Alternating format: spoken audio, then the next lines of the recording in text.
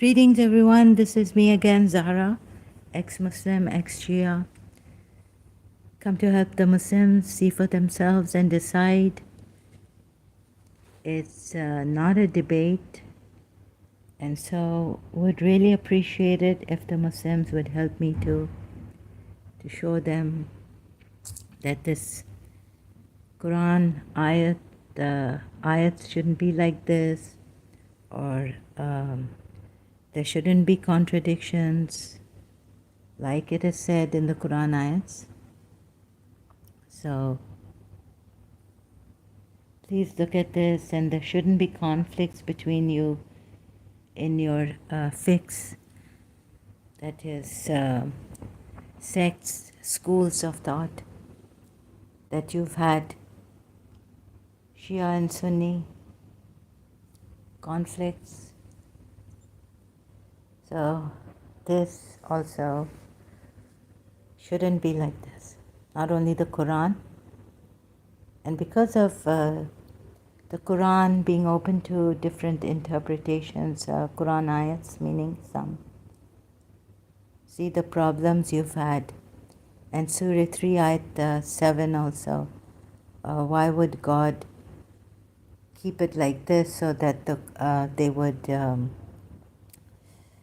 the ones who have this disease in their hearts would seek discord, would seek interpretations and discord. So this, and again now on this ayat, let me show you. So the topic is that the Quran shouldn't be like this. Going back to this ayat, where is it? Surah 7, ayat 188. I didn't show you the Shia commentary on this. Tell them, O Muhammad, I have no power to benefit or harm myself, except as Allah may please, or as Allah wills, actually. Look at the slight difference in the words.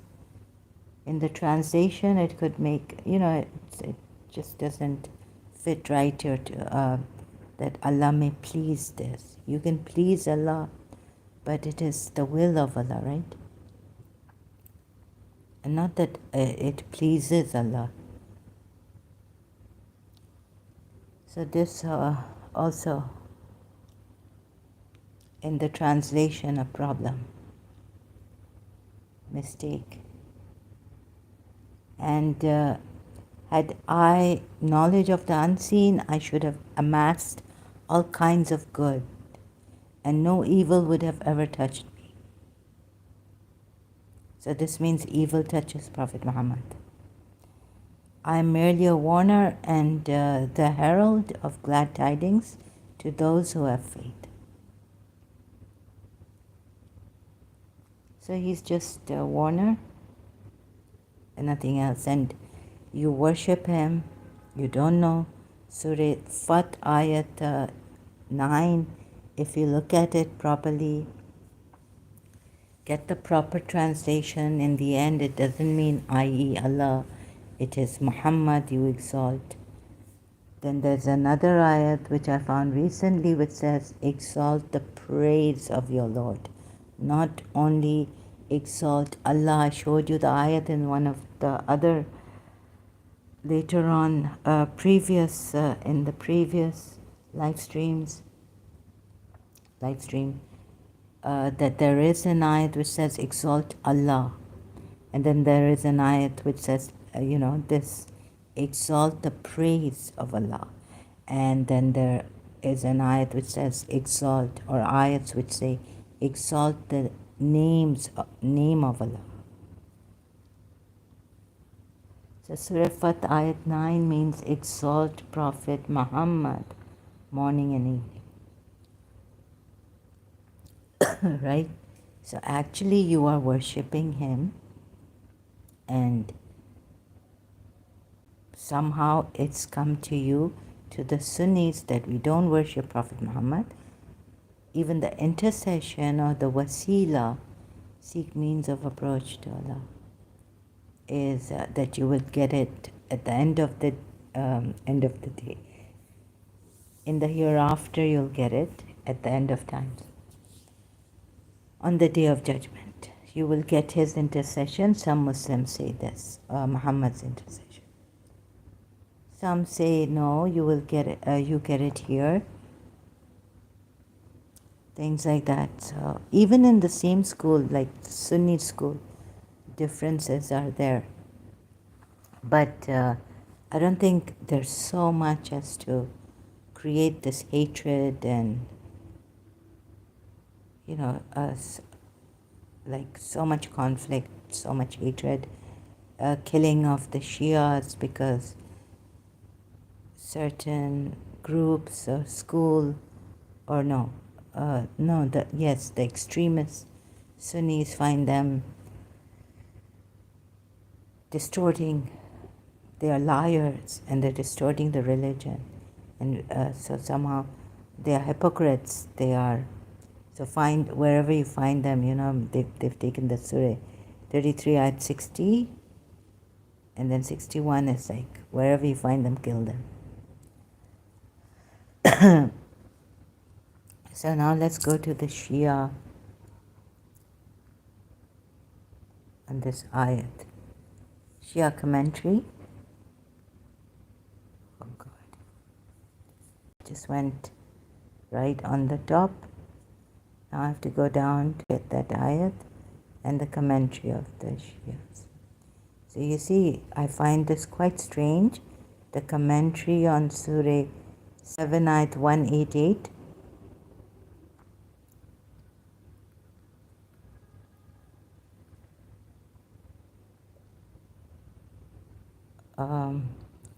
The Holy Prophet had to pronounce these words, lest his followers may deify him as the followers of Isa made him God or son of God.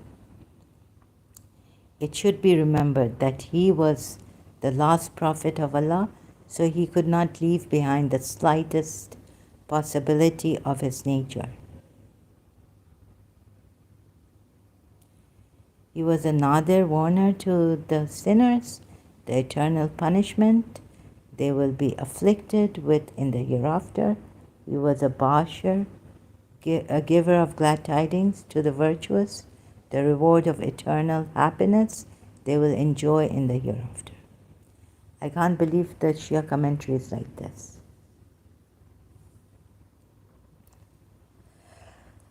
Because, they say he had such a high position, the Holy Prophet, and that we cannot even pray for him, how the Sunnis pray, that may he reach Maqam al-Mahmud, the high station or something. So this is the ayat, right, again? Say, I do not control any benefit or harm from my own soul, except Allah please. Again, Shakir has put please here. Except as Allah wills, right?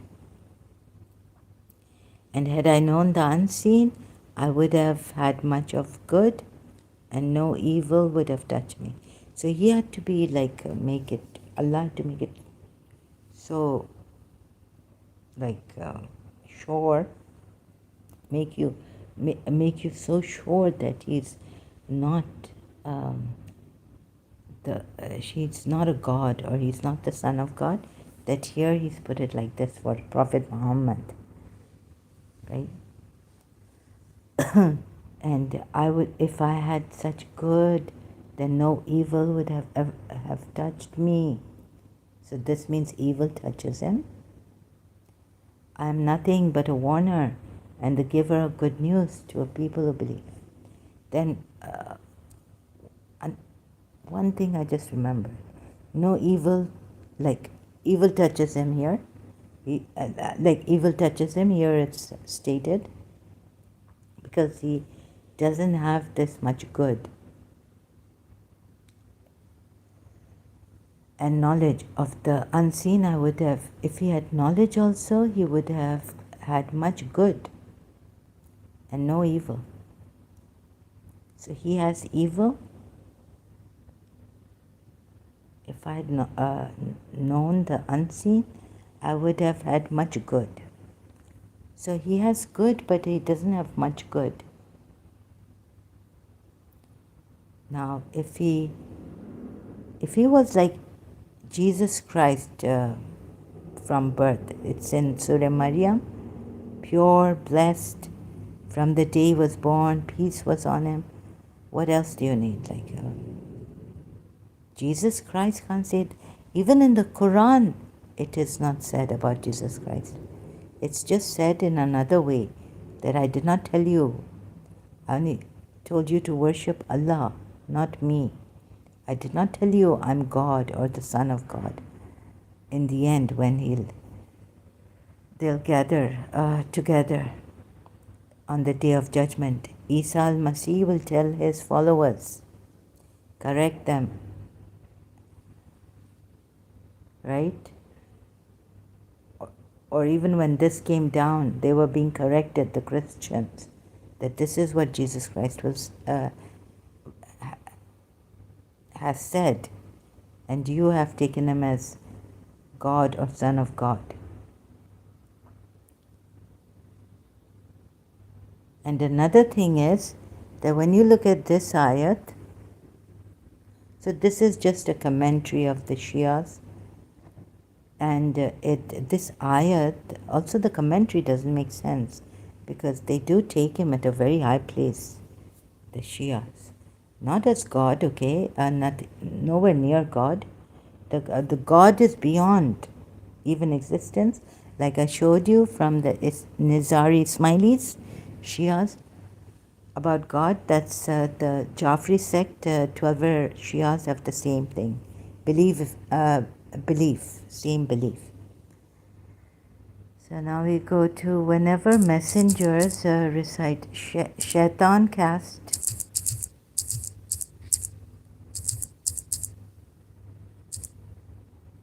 Shaitan through words that. What is the ayat? So this also. Shaitan threatens you. Oh no. Whenever the messengers.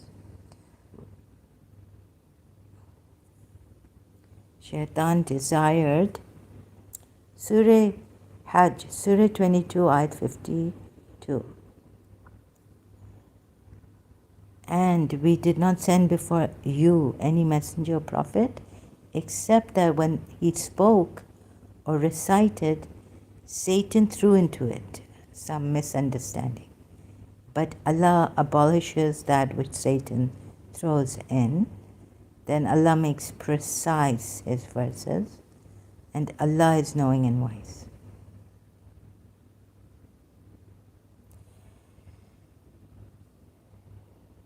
So this means that before you, never did we send a messenger or prophet before you. So now since you have come, Shaitan cannot do this. Please closely examine this verse. It's not for the prophet. It's before the messengers. This is so he may make what Satan throws in a trial for those within whose hearts is disease.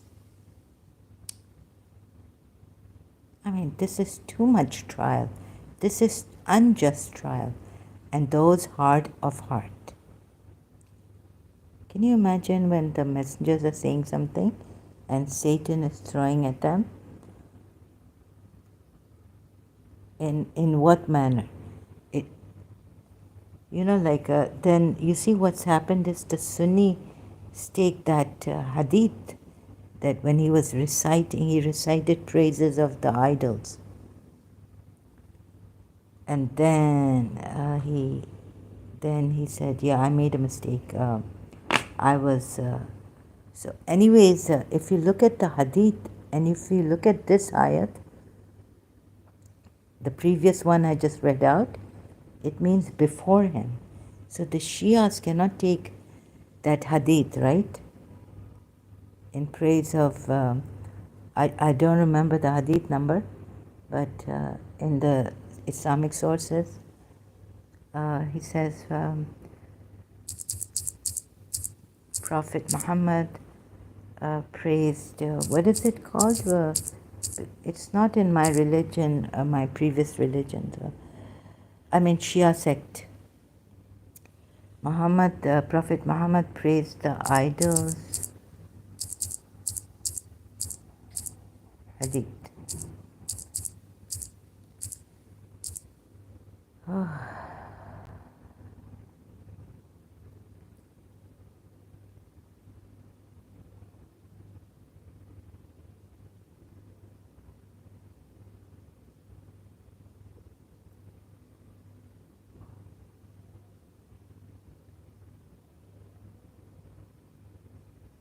Praise the idols. Where's the hadith? What is it called?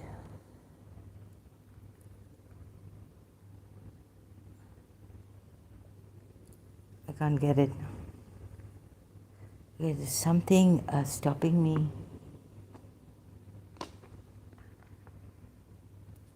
Got a lot of.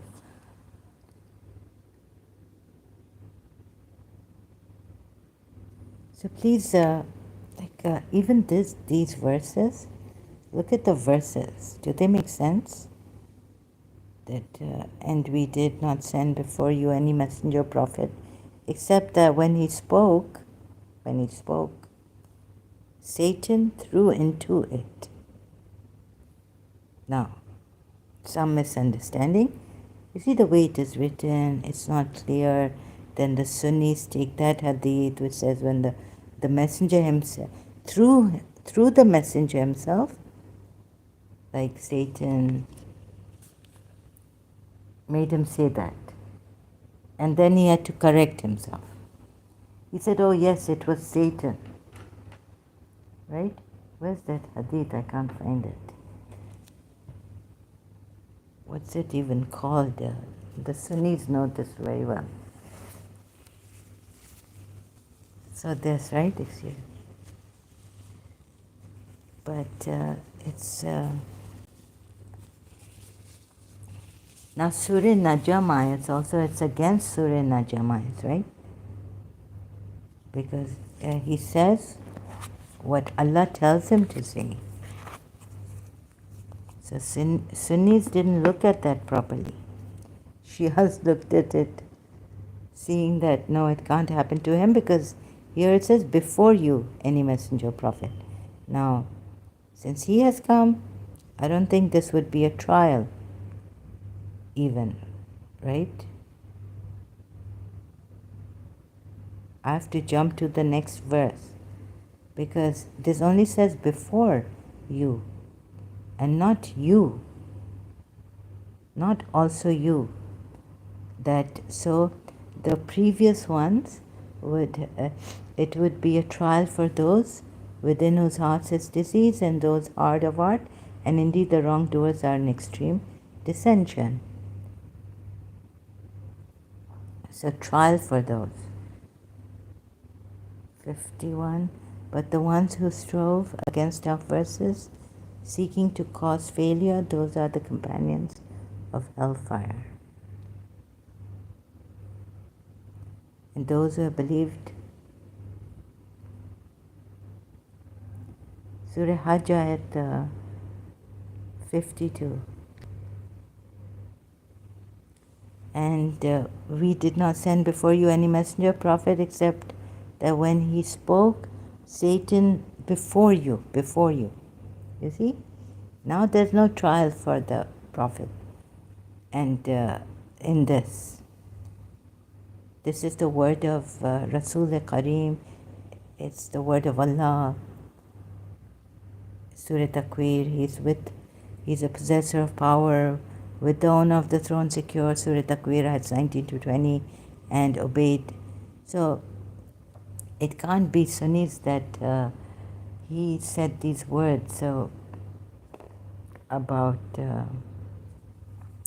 there is a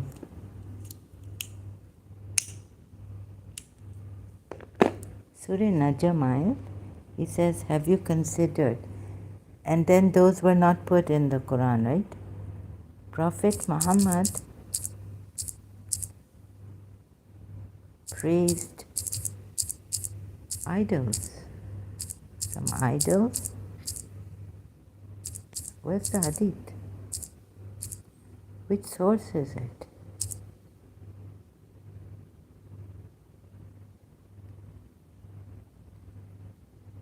A Google search it.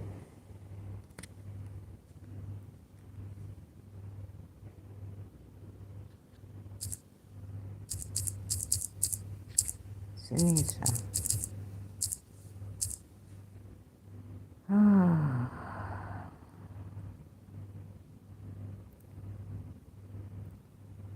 And then it was changed. He accepted his mistake.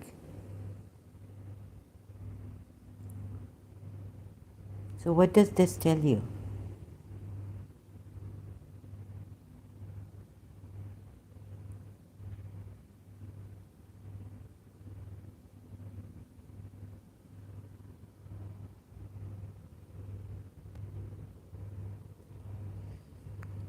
What is it called? The praise of...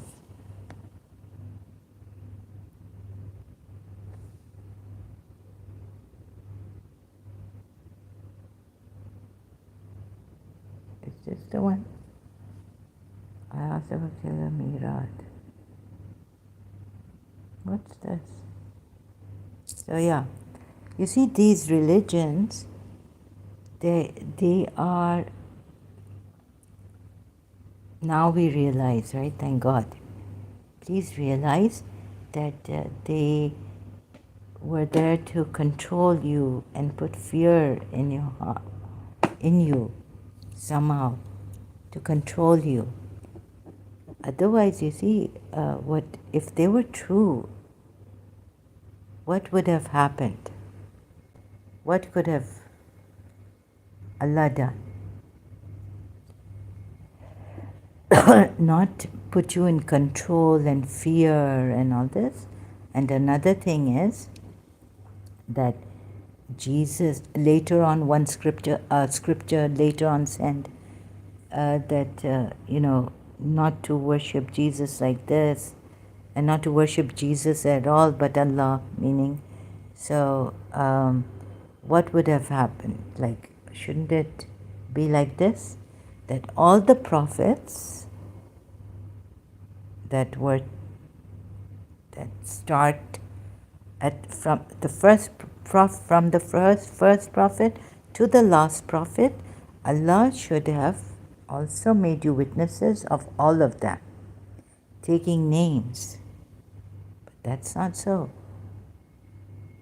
This means that this all-knowing Allah didn't even know their names. Right? Think about it. And why not? When He made you, and He says in the Quran, Surah 7, ayat 172, and mention when your Lord took from the children of Adam from their loins, their descendants, and made them testify of themselves. Am I not your Lord? They said, yes, we have testified, lest you should say on the day of resurrection, indeed, we were of this unaware.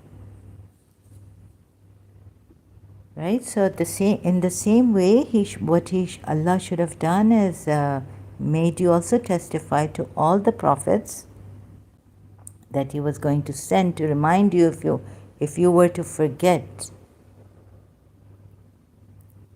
and to follow their guidance.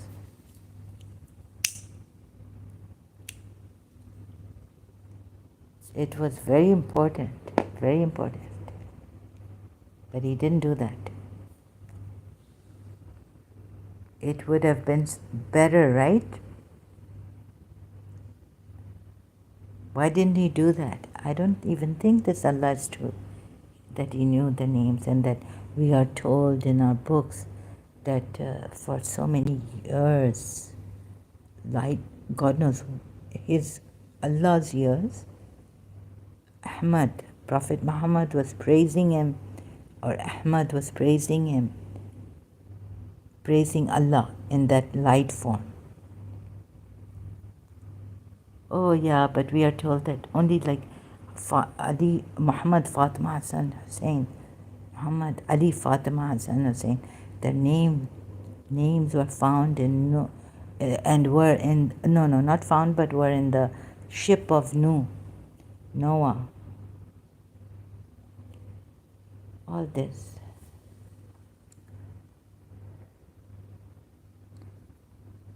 And your ego and your conscience, what is right and what is wrong, to tell you to be on the right path, do good, and if you don't, believe, you will lose.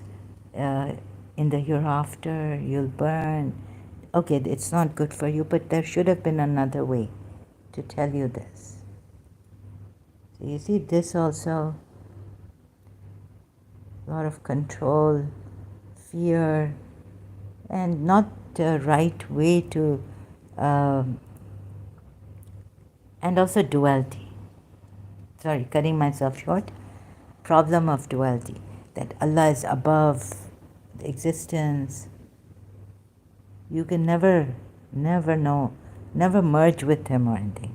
You can know Him through His attributes, but not who He really is in essence. Or does He even have essence? God. Like God is beyond essence, existence.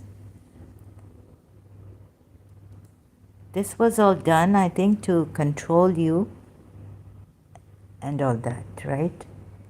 And another thing is that even if you are a believer, so much punishments if you do bad or you don't believe that. But for the believers, there is a way, like you will be forgiven. Ask forgiveness, those who believe and amend their ways. Their bad deeds will be, the small ones will be erased. Right?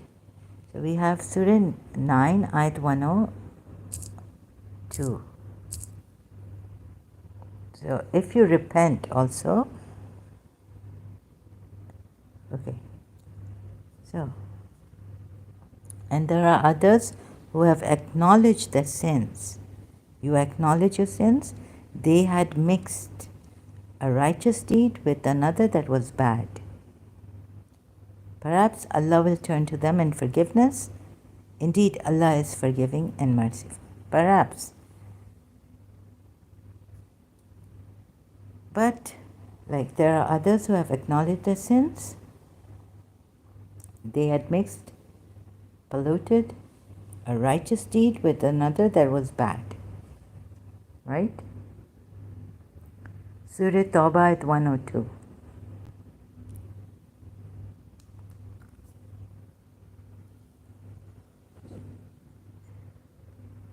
And he made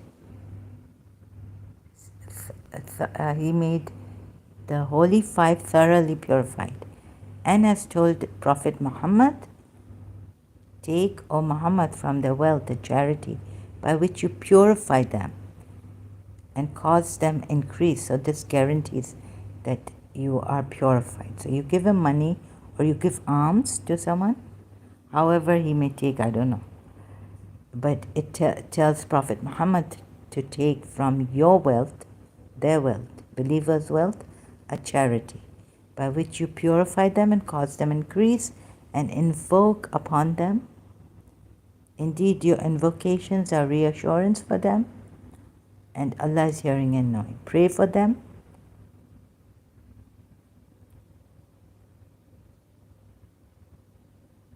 And by it, and bless wasalli. Here also it is like pray. What wasalli? This is not blessing.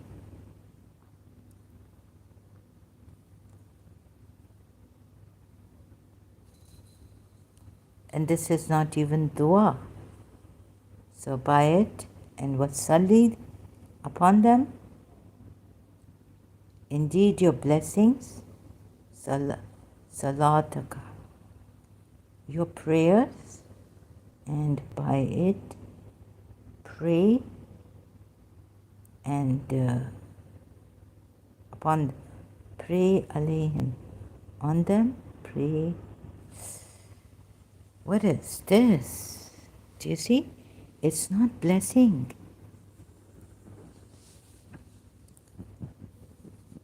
So, we've been looking at that verse where it says, Allah and the angels send prayers. Some say that, right? Now, this is another verse which is wasalli, like prayers by it. And pray upon them. This is without invoking Allah, and pray upon them. And your prayers are a reassurance for them. And Allah is hearer and all-knower. Pray upon them. Wasalli. Oh God. So remember that ayat where the Allah and the angels, this means send, pray upon them. Oh, wait a minute, trying to figure this out. So since Allah and the angels pray upon Prophet, he can pray upon you. Wasalli. God knows what this is. I can't seem to work it out now. Pray upon them.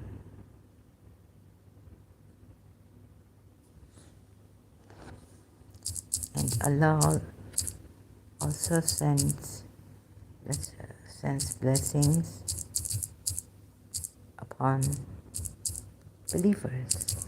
I mean, I'm just searching it like this. Actually, it means prayer.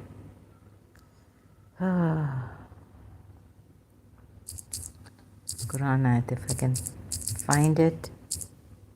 You see so many mistakes. Surah 33 ayat 43. It is He who lavishes His blessings on you, and His angels invoke blessings on you. Surah 33 ayat 43.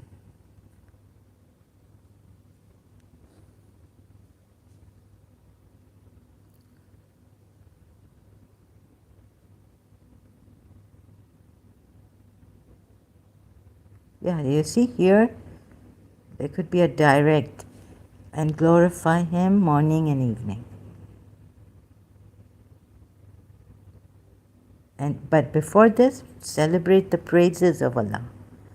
You need to remember Allah's, remember Allah with remembrance. This doesn't mean, no, it means remember Allah. This doesn't mean celebrate His praise. And exalt Him morning and evening. And if it is He who, He, meaning Allah is the one, yusalli, praise upon you and His angels directly. It's not sending blessings so that He may bring you out from the darkness to the light, and He is to the believers merciful. So this is not only that the Allah, it's not only Prophet Muhammad, but also on the believers. But it seems it's not enough. Here you're told, Salli. So here you're told this, and here you're told, Prophet Muhammad, you need to give alms, or he needs to take charity out, take from their wealth the charity. Sadaqatan, which Prophet Muhammad doesn't take, we were told. Sadaqat, the Sayyids even don't take. They're supposed to go to someone else, okay? The needy or someone. Purify them and cause them increase.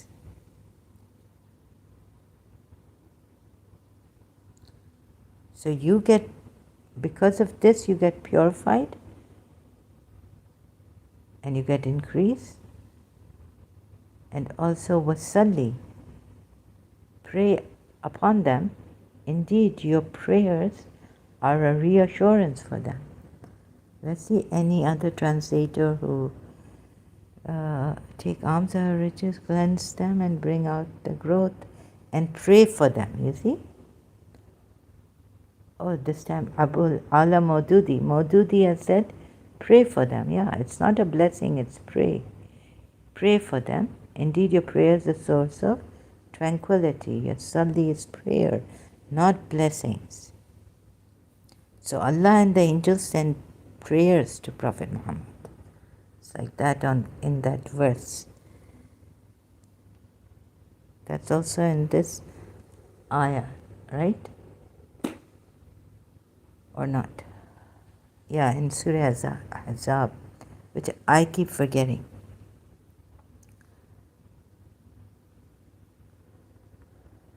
You see how you've been confused? The ayats are confusing, but you don't think you are confused. You either go to a religious scholar or what? Why have you been confused about this? Like, why do you think, you think you know the Quran? Because, why? There are so many mistakes in the Quran. Yes, because the fear, or you think, oh, I don't know any better. You were taught like that. You were brainwashed like that. So, you see how many mistakes here.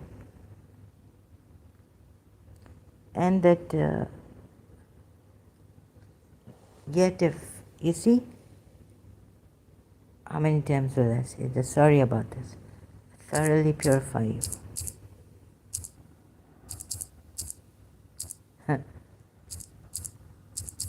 Purify you.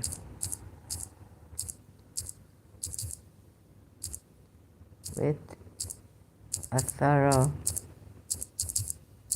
purification.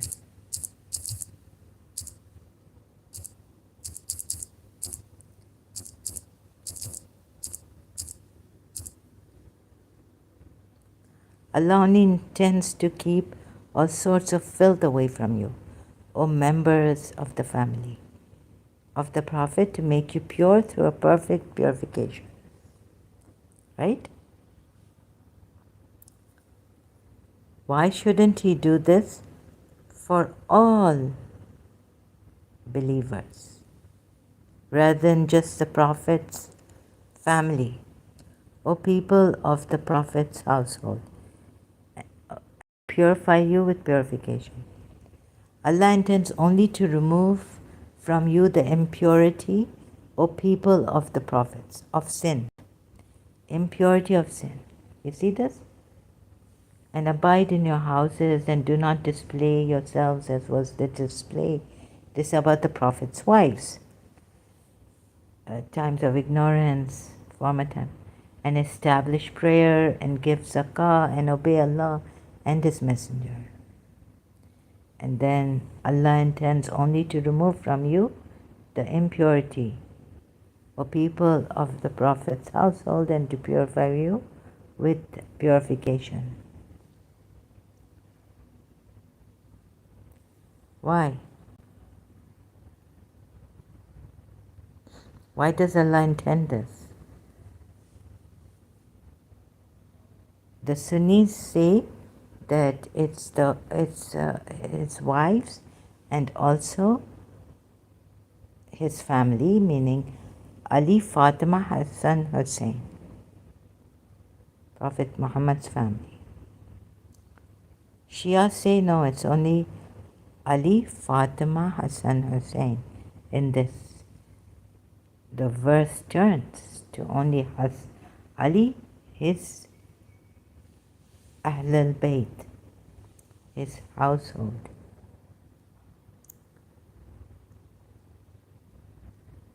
Problem. You see, between Shias and Sunnis conflict on this.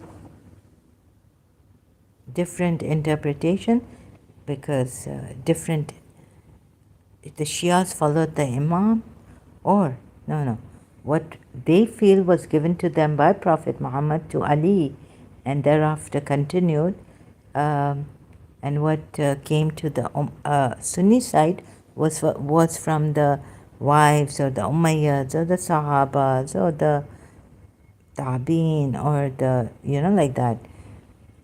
So there was something went wrong there, but the Shias feel, but the Sunnis don't think that way. They take it from them. Should Allah put ayats like these so this happens to His Muslim believers?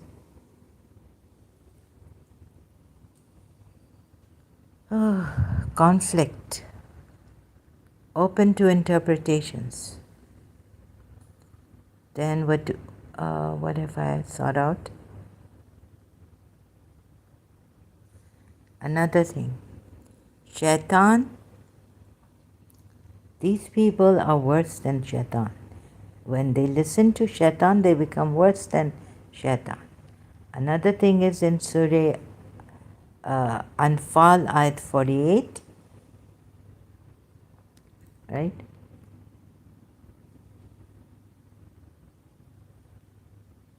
The ayat states, and remember when Satan made their deeds pleasing to them and said, no one can overcome you today from among the people, and indeed I am your protector.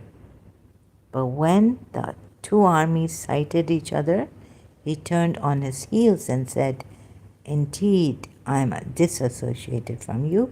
Indeed I see what you do not see. Indeed I fear Allah. He's saying he fears Allah, and Allah is severe in penalty. He's telling them that indeed I fear Allah, and Allah is severe in penalty. How can he say that when he didn't fear Allah? So here, why would he lie to them now?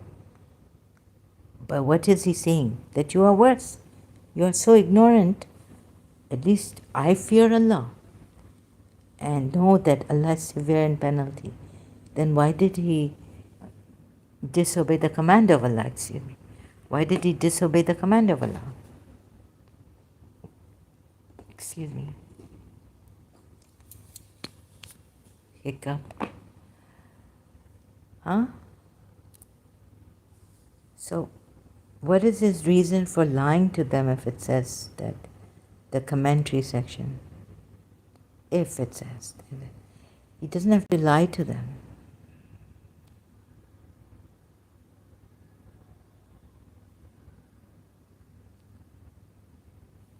But he's telling them, and if he's telling them the truth, then he actually didn't fear Allah when Allah told him to bow down to Adam. Quran ayat. He disobeyed Allah. Moreover, he said, since you have made me, he blamed Allah, I will lead many astray. Allah said, go you and your group of people, whoever follows you from among humans and jinns, I will put in hell.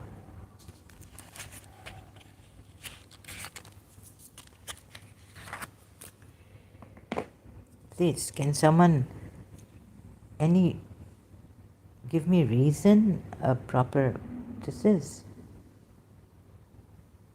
What is this? I don't understand. Why Shaitan now has to say to them, I fear Allah and Allah is severe in penalty. No, he doesn't fear Allah. Even knowing that Allah is severe in penalty.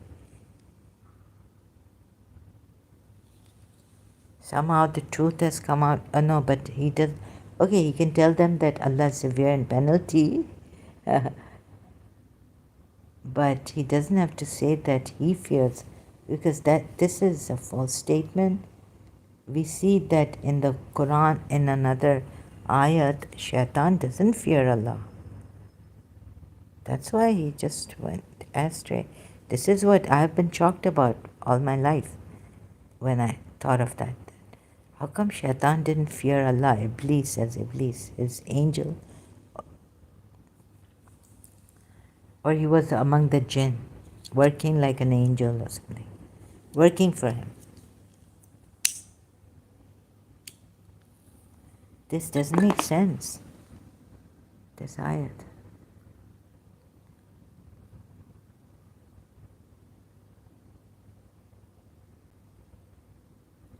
Said their religion has deluded those Muslims. But whoever relies upon Allah, then remember when the hypocrites and those in whose hearts was disease, a disease, or was it? Disease said their religion has deluded those Muslims.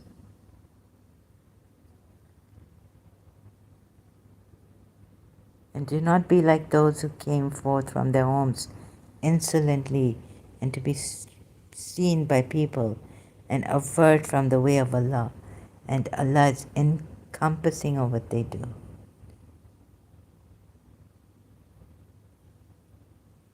Boastfully.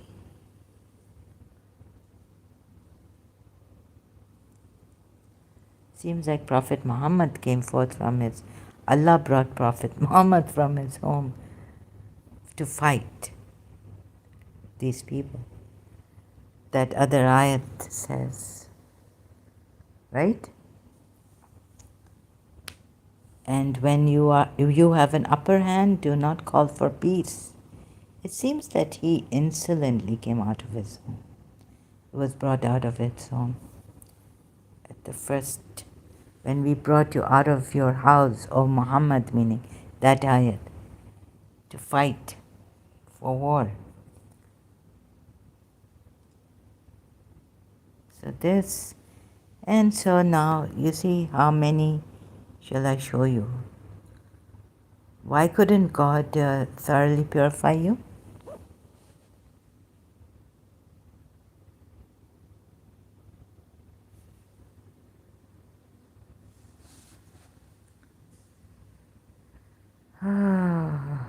Huh? This seems to tell me that Allah just wanted to deceive you into believing, being scared of Him all the time. You know, it's like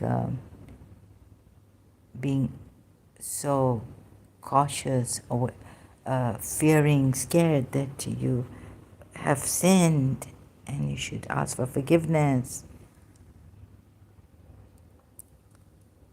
All your time taken up in that which is wrong.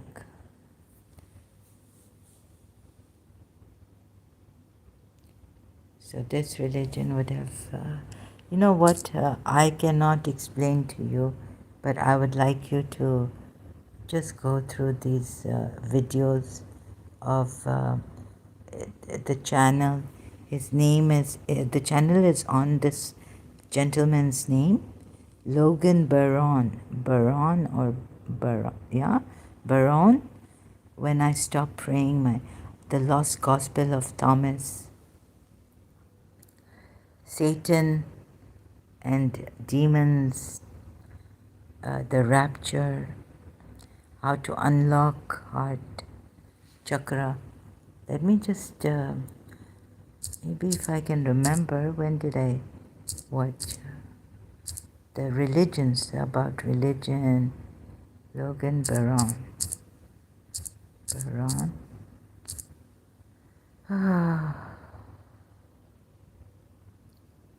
Oops, look. Sorry, I spelled it.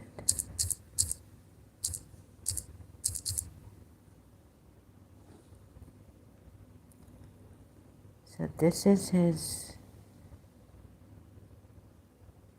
very, very interesting and very eloquent. Please check his videos. He was a Christian.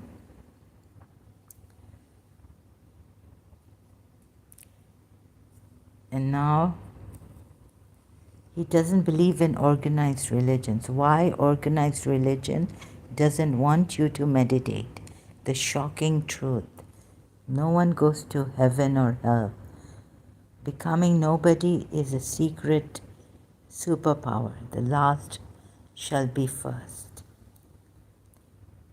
If you get intense anxiety, you may be a highly evolved old soul. Here's why. Jesus is my guru, not my God. Here's why. Attaining enlightenment is impossible, and no one ever has. Not even Jesus or Buddha. Here's why. If there is no hell, what are the consequences of evil actions? So he explains, and I wish we could demonstrate. So if you would come to, or if he would release another video, how you can be shown through science, maybe even what Newton said, not Einstein, that every action has an opposite and equal reaction, opposite reaction. He's one of the rare ones to speak about this. Like I used to wonder in all that spirituality, New Age, forgiveness and this. But what would be the consequences of your evil actions? Or listening to Hindus, yes, there is karma. So you come back into this life and you pay for it. But the way he's explained it, like after you die, right, you will be shown. If you're very, very bad, you've done evil things to others. You've harmed them terribly. Or even how much, even whatever, how many people or little harm, or you will be shown the consequences of your actions and how it will affect you there. One by one, if you've separated a loved one, you will feel it, pangs of pain. You won't go to hell, and then this is for your own growth. Then you'll realize. So before you go there, before you die, and then you after your death, like people have had this near to death experience. They've died and come back also.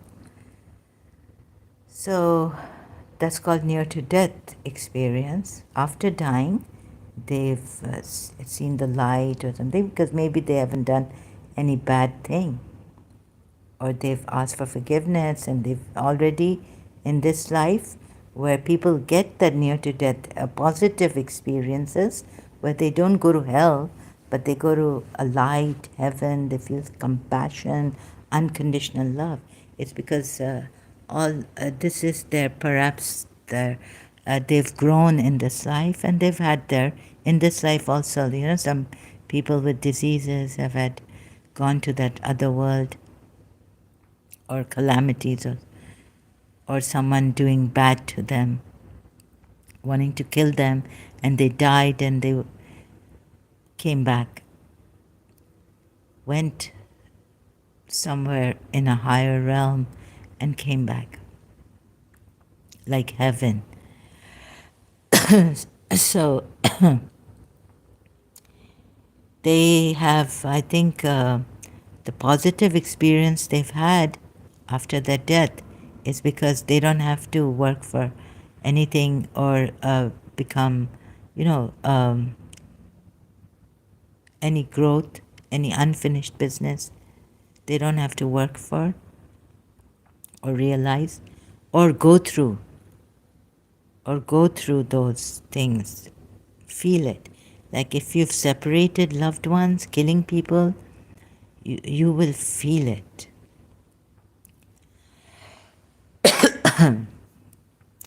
So,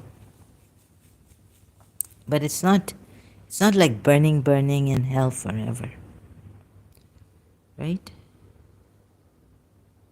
He is the only like one who I was like, this makes sense because you see, this doesn't have that control or that my comment over there in this under this video is that because it's not out of fear, like making people. It's like too much the punishment. You're going to burn and you'll never come out of it. You'll always be in hell, burning, burning, burning. Or for a very, some Sunnis say for a very long time, some Muslims say for a very long time, it's not eternally. Some say it's eternally. Some say Allah knows best, we don't know.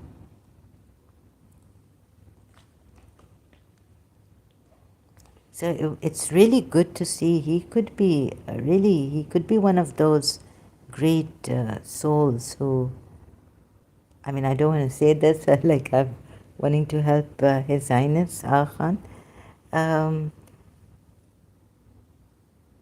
No one is above anyone, but he's reached that, he's an evolved soul. And so he could guide us in this way. This is the best guidance. This way is the best way to guide people. Make you realize what it is, the truth. Not like a messenger or world teacher, but I just came close to. He's such a evolved. Jiddu Krishna Murthy, they wanted to make a world teacher, but he stepped down. So he could be one of those evolved souls that we can learn from, right? So if this could be demonstrated to those killing people, nowadays we need this. Terrorists and all, who say they're Muslim terrorists, they're Islamic, they use this religion, Islam, or even just terrorists and just criminals. Instead of giving them a punishment or death penalty or something like this, we can make them realize. He could help so much. Logan Baron could help so much in this.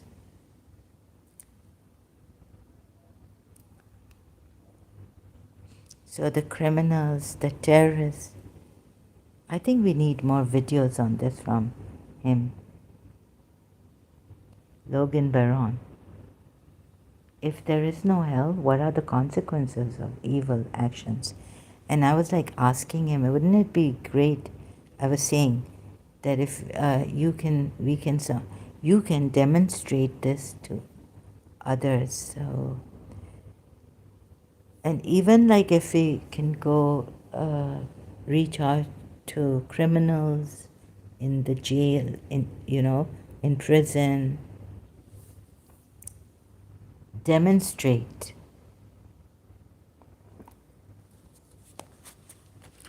Instead of giving them a punishment, demonstrate this to them. If this could be demonstrated to them, the consequences of your actions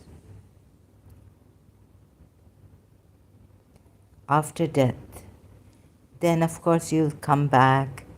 Or did I get him wrong?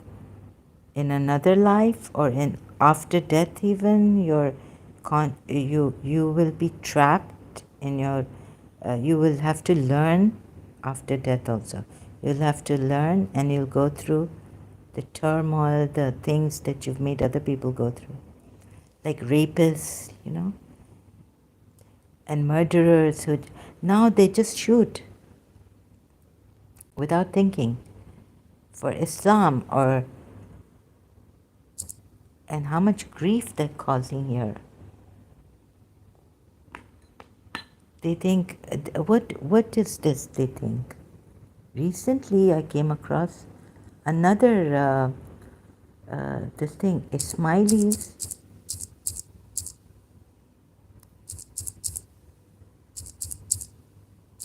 Ismailis killed in Africa killed for Islam in Africa, I think. Shared this on Facebook.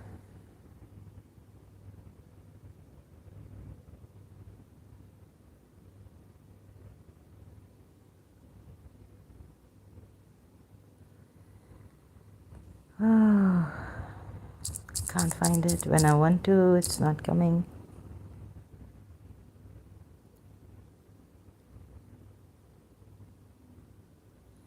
Yeah, these two women killed at Ismaili Muslim Center. I know, Ismailis threatened and killed. 43. This is in Karachi, Pakistan. Where's the...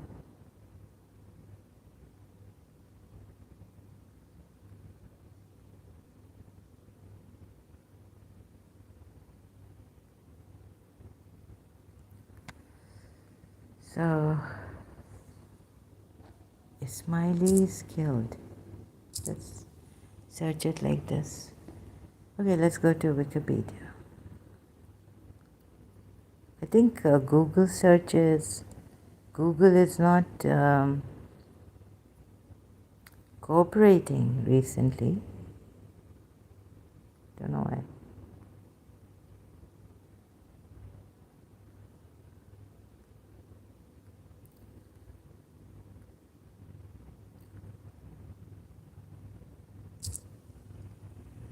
Oh, so there's many people around the world, terrorists,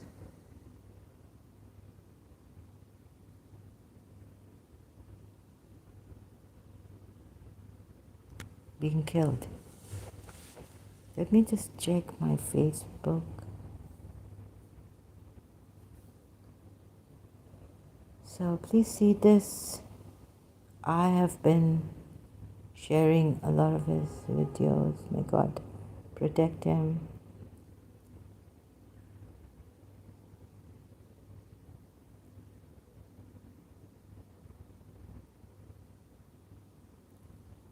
What do you Muslims say? Should religion be like this? Or what Logan says now? Please watch his videos. Help yourselves. No, I didn't share it. I can't find it now. The book of Fatima.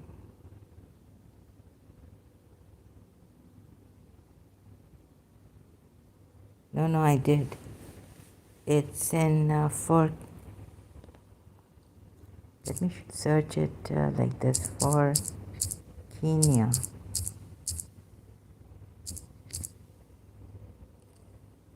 Ismaili Muslims, 8 funerals.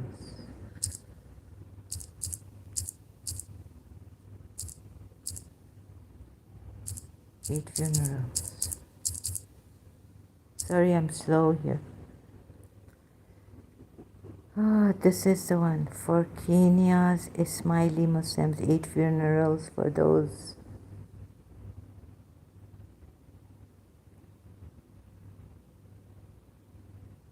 Neelam Virji by Ismaili male. September 30th, 2013. Nairobians are a hard-bitten lot.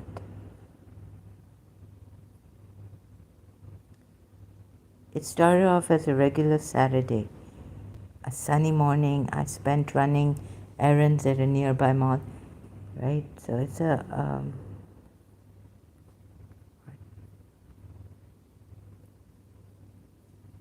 long article or more. 8 funerals. Okay, I had just returned home and at 12:45 p.m. my brother called to make sure none of us were near Westgate, about 20 minutes away from my home in the leafy tranquility of Nairobi's diplomatic zone.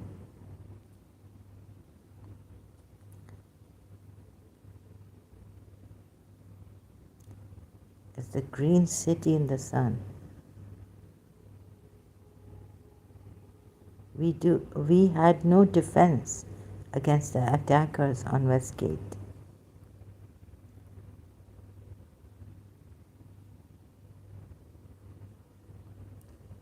My goodness,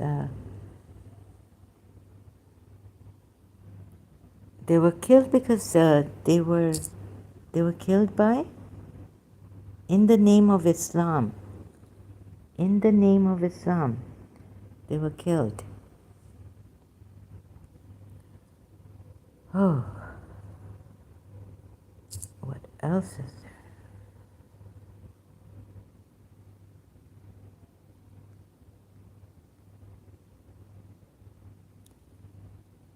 Oh, sorry, it's too much for me. Oh, this is the whole complete article here.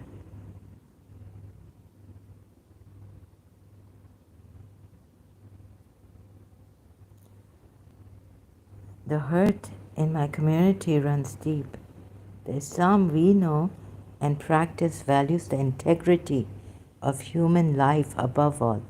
It places a premium on compassion and helping those less fortunate.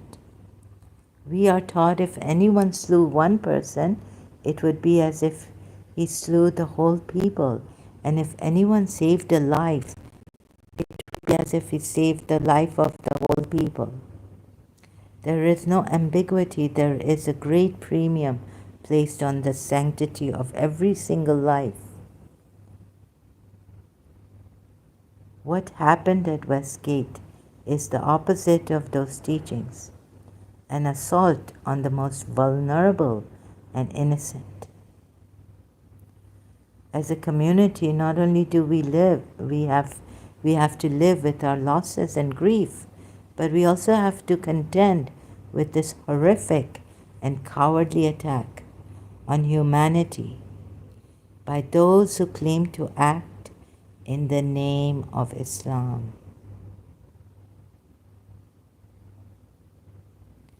This is unbelievable. It is going on everywhere. Now even the Aga Khanis, Ismailis have got it.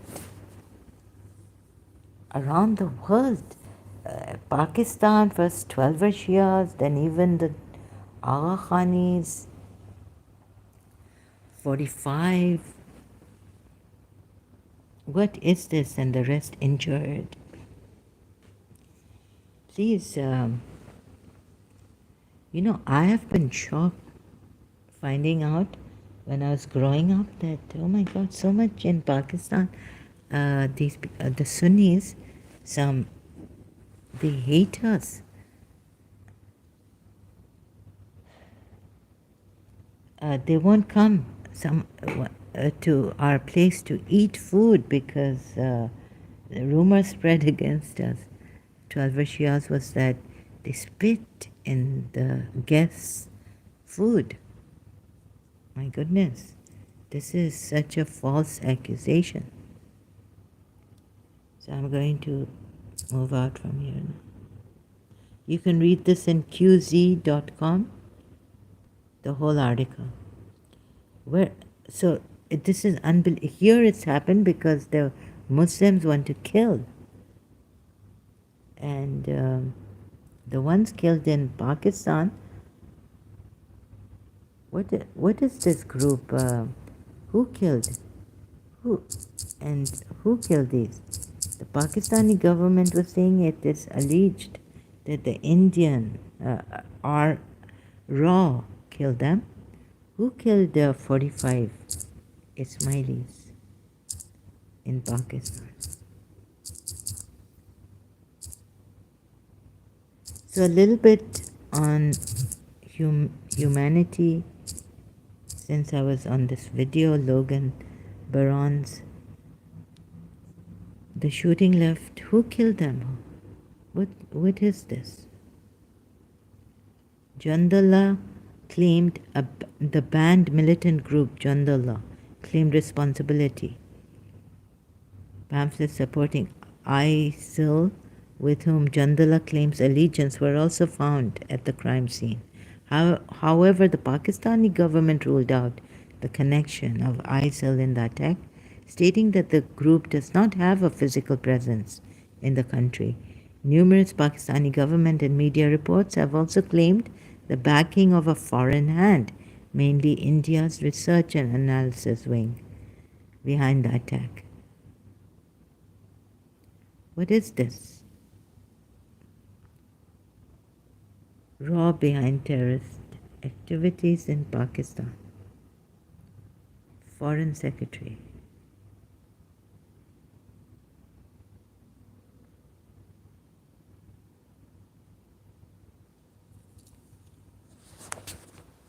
What is this? Oh.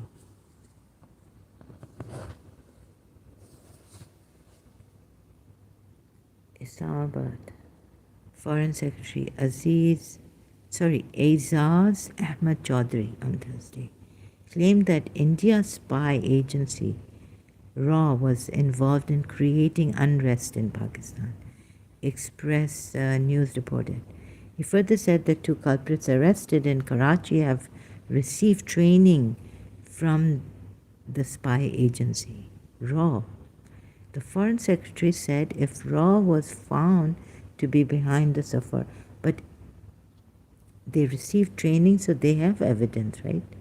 Then they're saying if RAW was found to be behind the Safura massacre, which led to the brutal killing of more than 40 members of the Ismaili community, Pakistan would take up the issue on all international forums. Oh, so they need more evidence? But they're saying that these two culprits who were arrested in Karachi have received training from the spy agency, from RAW agency. The concern was raised during a Corps Commanders Conference. Serious concern over the involvement of Indian Intelligence Agency, the Research and Analysis Wing, for whipping up terrorism in Pakistan. The conference also took serious notice of RAW's involvement in whipping up terrorism in Pakistan. An inter-services public relations statement issued after the meeting read, furthermore, a senior officer of the Sindh police also alleged in a dramatic news conference that the Indian military intelligence agency RAW trained the Muttahida Qawmi MQM to create unrest in Karachi.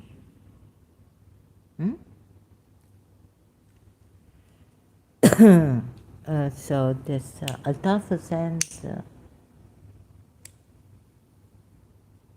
this is Qawmi movement is for the Altaf Hussain is a Shia, right?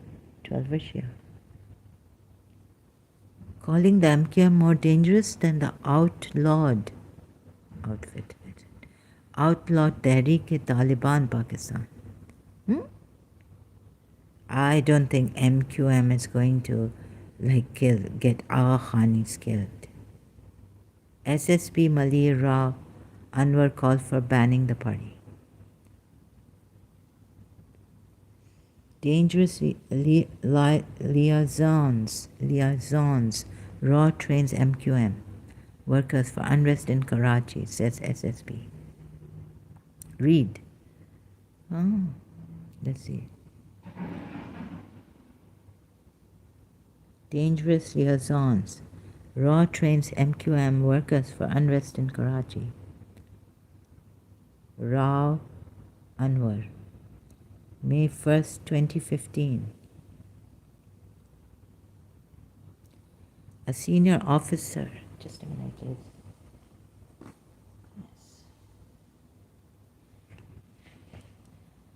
A senior officer of the Sindh police alleged in a dramatic news conference on Thursday that Indian military intelligence agency RAW trained the Muttahida Qawmi movement to create unrest. Dangerous, calling the MQM more dangerous than the outlawed Tehreek-e-Taliban Pakistan. SSP Mali Rao Anwar called for banning the party. But they're not going to kill all Khanis. The police officer had claimed the police officer who has claimed to have gunned down around 100. No, wait a minute. The MQM is involved in anti-state activities, he said.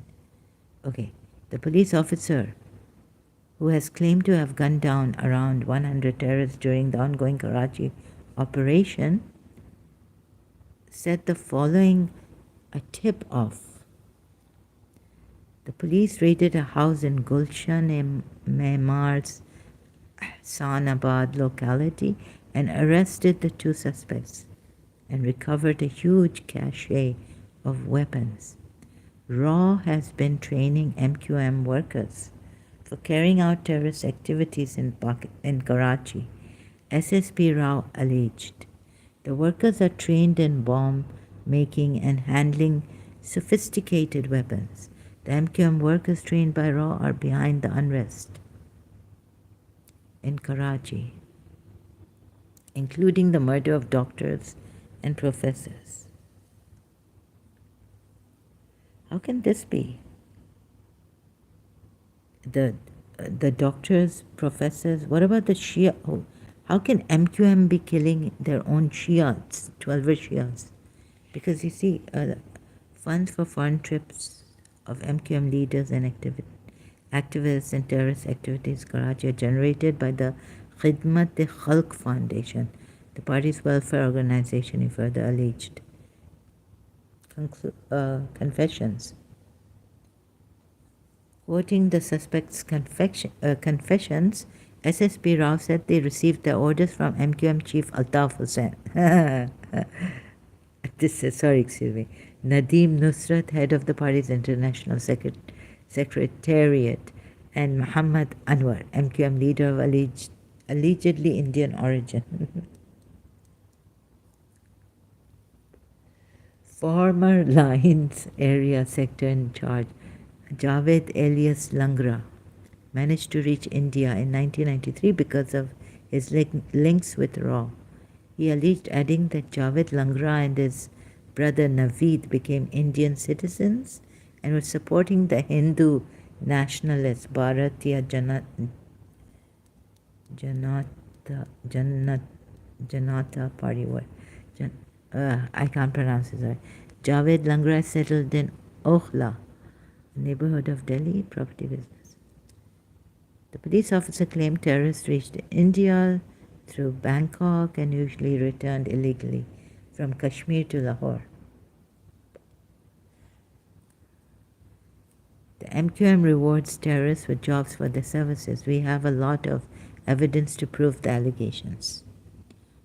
How could one of the suspects, Tahir Lamba, told the media that whenever the MQM issued a strike call, he forced the shopkeepers to close their businesses. He denied being involved in any other criminal activities. MQM leader Zulfikar Haider, how could they be involved in killing Shias?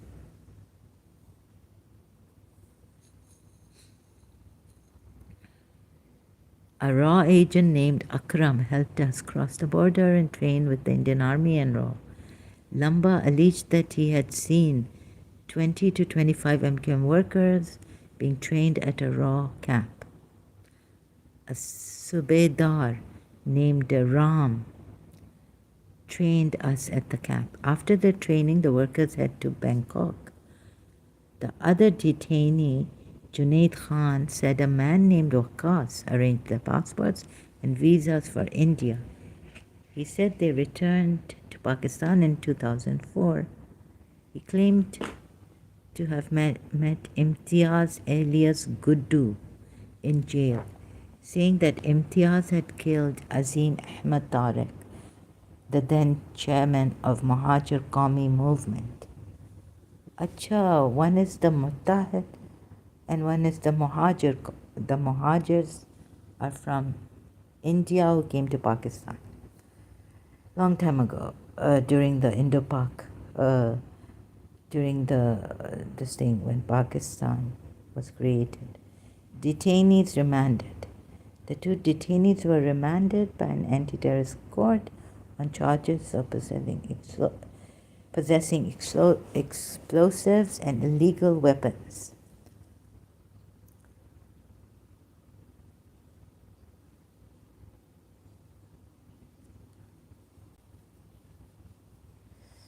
Oh God, who is doing this? The Qawmi Muttahida MQM. Yeah, the chief is. How can they be killing? How can they be involved in killing our Khanis? They are more dangerous. Like they will kill their own Shias. MQM, founder of Altaf Hussain.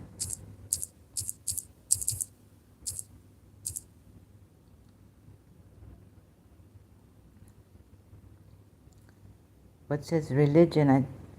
Isn't he Shia? He's got Imam Ali's stone on. Aqiq.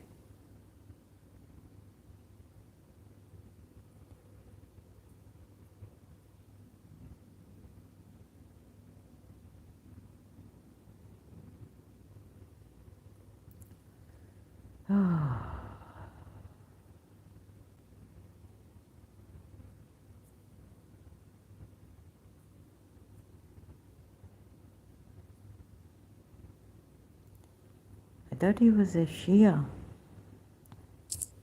Is Altaf Hussain Shia? Let me just check this.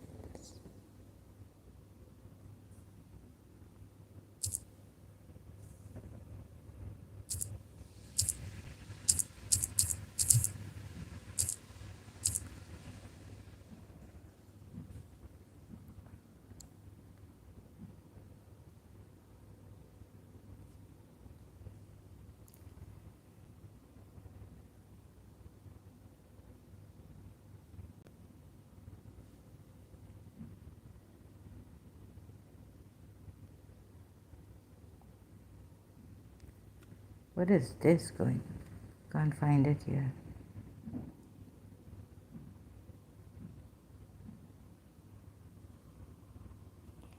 I can't find it.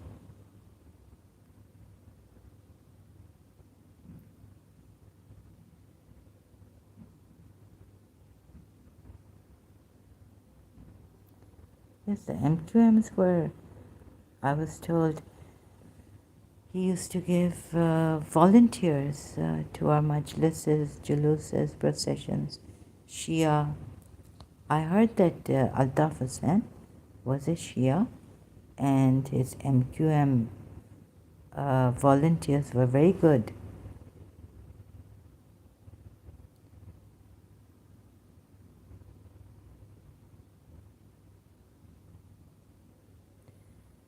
He is anti-terrorism court from the 2015. Please, can someone explain this against him? What is this going on? Huh? These are lives. So can people gather leaders of Pakistan? Gather together and stop this? I don't think Altaf Hussain would kill his own Shias when he provides, when his party provides volunteers in Karachi for our for the Shia processions and majlises held during Muharram. Oh goodness, what is this? Can someone explain this about Pakistan, Karachi, Altaf Hussain, and others. And why are you people, why would the Muslim, why would he, is he crazy to kill his own Shias after providing, and Agha Khanis, 12 Shias don't kill Agha Khanis, Ismailis. So how did, who killed them? Wait a minute, let me see now, Jandallah. Hello, anyone from Jandallah? Why are you killing in the Jandallah, Iran? Oh my goodness. What is the organization was founded by Adol Malik Rigi, ethnic Baloch, heaven prison in Tehran, executed. It was believed there were 700 2,000 fighters. Jandallah commanders claimed the group had killed up to 400 Iranian soldiers.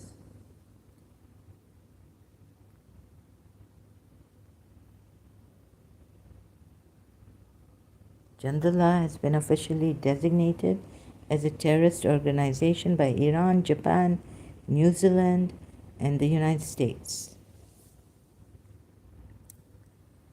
linked to kidnapping, smuggling, narcotics, Al-Qaeda. According to many sources, it says. And what is this?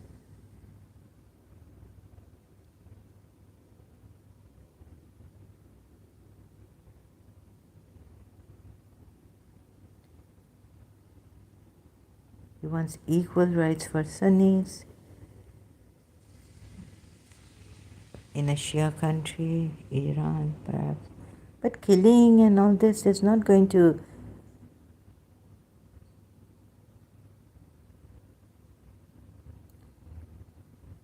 Americans said Iran was going its own way.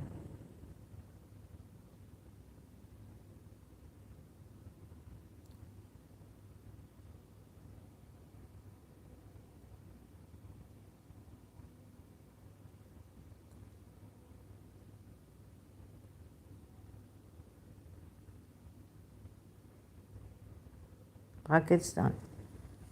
Jandallah is also actively involved and conducts terrorist attacks, having linked up with other banned religious groups since the start of 2011.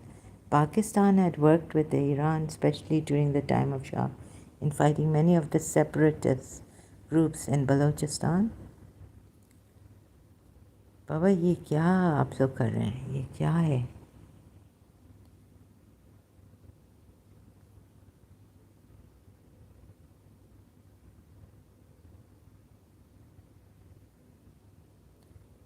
Suzuki attack.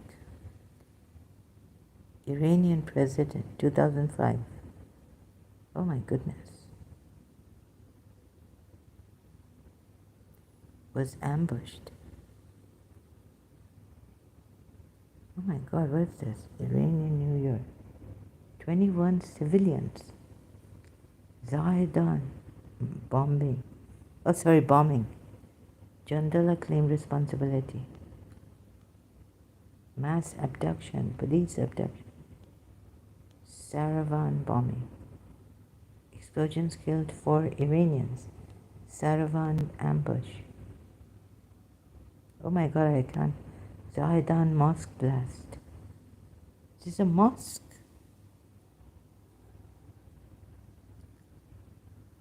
Those who committed Thursday bombing are neither Shia nor Sunni. They are Americans and Israelis. Abdul Rauf Rigi, the spokesman for Jandallah, claimed responsibility on a Saudi Arabian state-owned TV channel. What is this? Interior Minister Sadegh Masouli said in a statement posted on the internet that those who committed the Thursday bombing are neither Shia nor Sunni.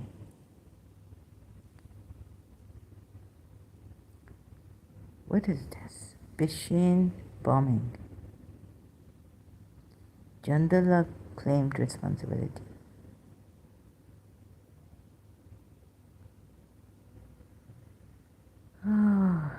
Offshoots, Baloch militant groups.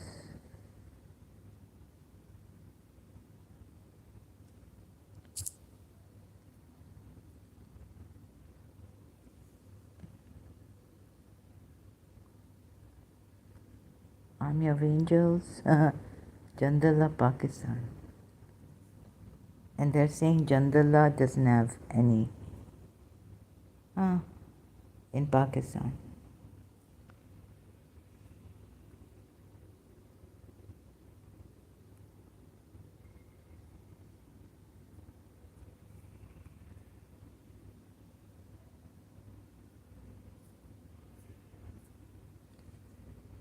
Pakistan, China, Uzbekistan.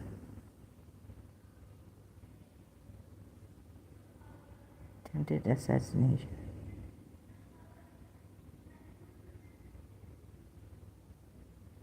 Murder of tourists in Gilgit, Baltistan, June 2013. Church bombing, September 2013. 127 people, 250 injured. Quetta, oh my God. 2014 attack, oh my God. Suicide attack at Wagah, 2014. You know what you're doing? You're just killing people. This is terrible for Pakistan. Christians have Christians are also progressive, peaceful, and they have given a lot to Pakistan. Operations are, you're destroying Pakistan. You're making Pakistan bleed like anything. The Pakistanis. Shikarpur Shia Muslim massacre, 49. At least 64 people. Karachi bus attack. This is Ismaili Muslim. Wounding. You're killing Ismailis. Shias. Christians. Guess what? There's no killing of... Jandala hasn't killed any other than Sunnis, right? So it's only Sunnis, Shias, and Christians.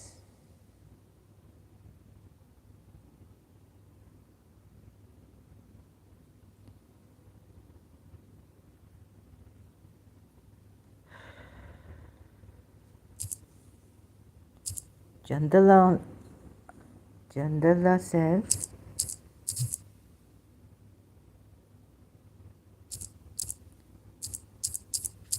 he will kill Sunnis, Shias, and Christians.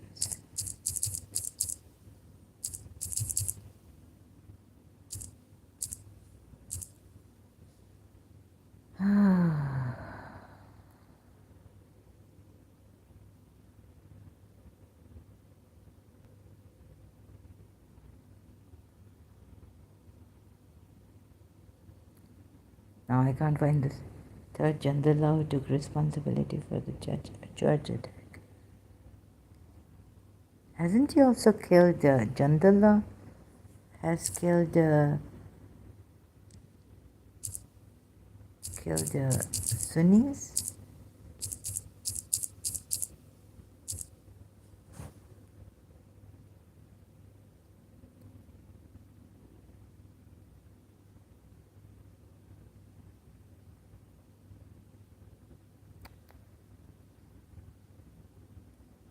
But why?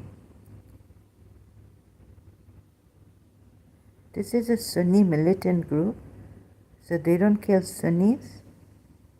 No. He wants to kill Shias. Shias and Christians.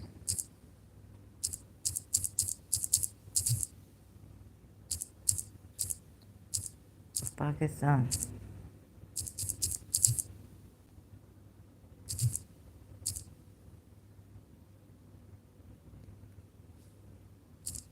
Come on.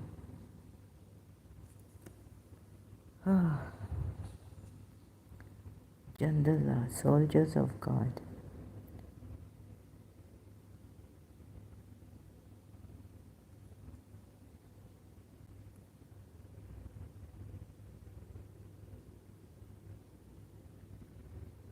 What a way to write Arabic, really.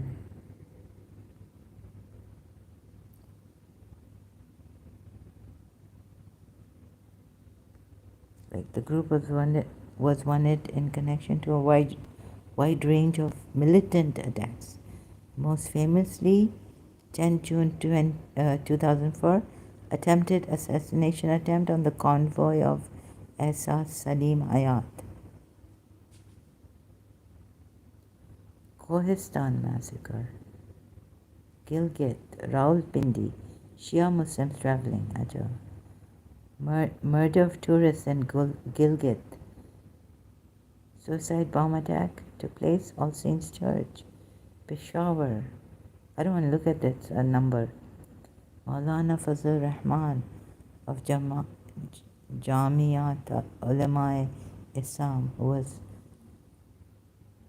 a Quetta attack. Now, you see, Maulana Fazlur Rahman is not a Shia.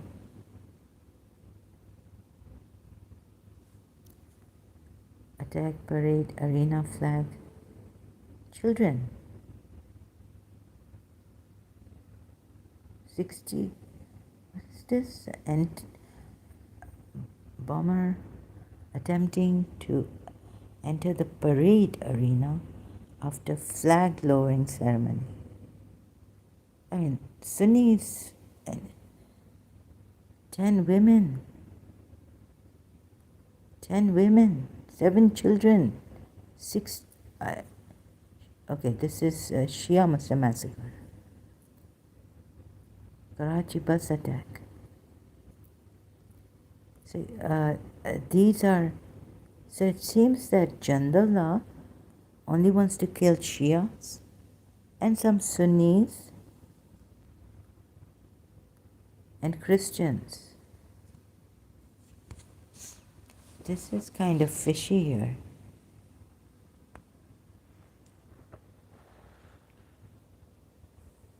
In Pakistan, right? You can see, I mean, Ahsan Salim Hayat is a Shia. Fazlur Rahman, I know for sure, is not a Shia. He was a military brat coming from a military family. Sargodha, Punjab. That's assassination attempt. Let me see the Nishan-e-Lal Imtiaz. He was a commander of the V Corps. Doesn't say whether he's a, but I know for sure at acclaimed alleged attacks. I know for sure, where is it? Quetta 2014. Hello people, what is this? Pakistanis. A suicide bomber targeted Maulana Fazlur Rahman, who was unhurt, while 3 deaths occurred on spot and dozens were injured. He's not a Shia. He's a Pakistani politician. He's the president of Jamiat Ulama Islam. He's also the president of the Pakistan Democratic Movement. He's right, this Maulana, he is not Shia.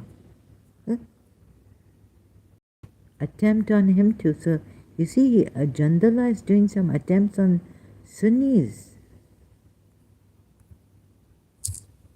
Okay. Oh, so okay, about religion now. Sorry. Wait.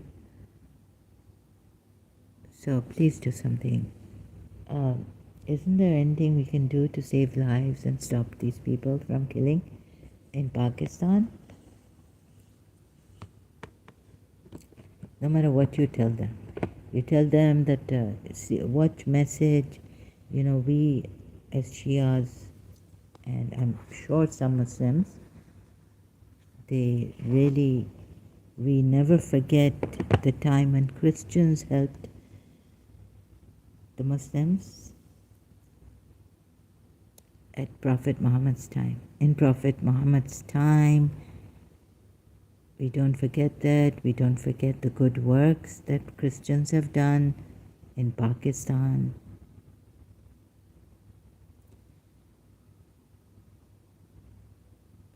And we need to save, even if they didn't, if, let's say a person is not well and still you don't take a life because that person is a burden. You could kill me. I'm a burden. I feel like a burden. The Darul Sakoon,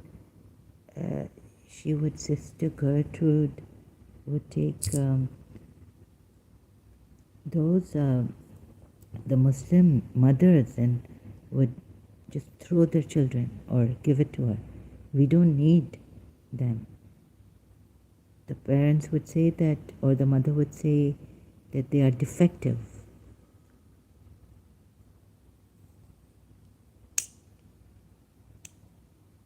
And today, for a long time, I've been feeling like a burden on my country, my family, myself, right? I could have gone to Karachi, Darul Sakoon.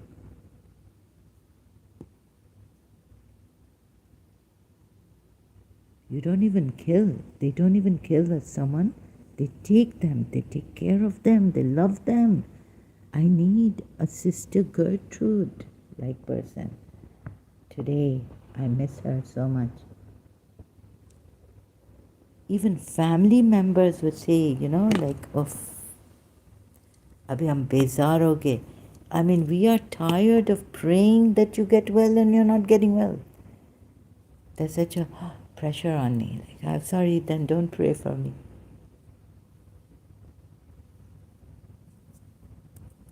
Right?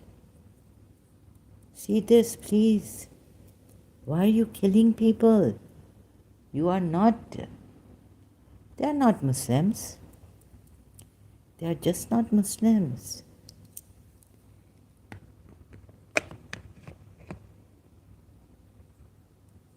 Okay, back.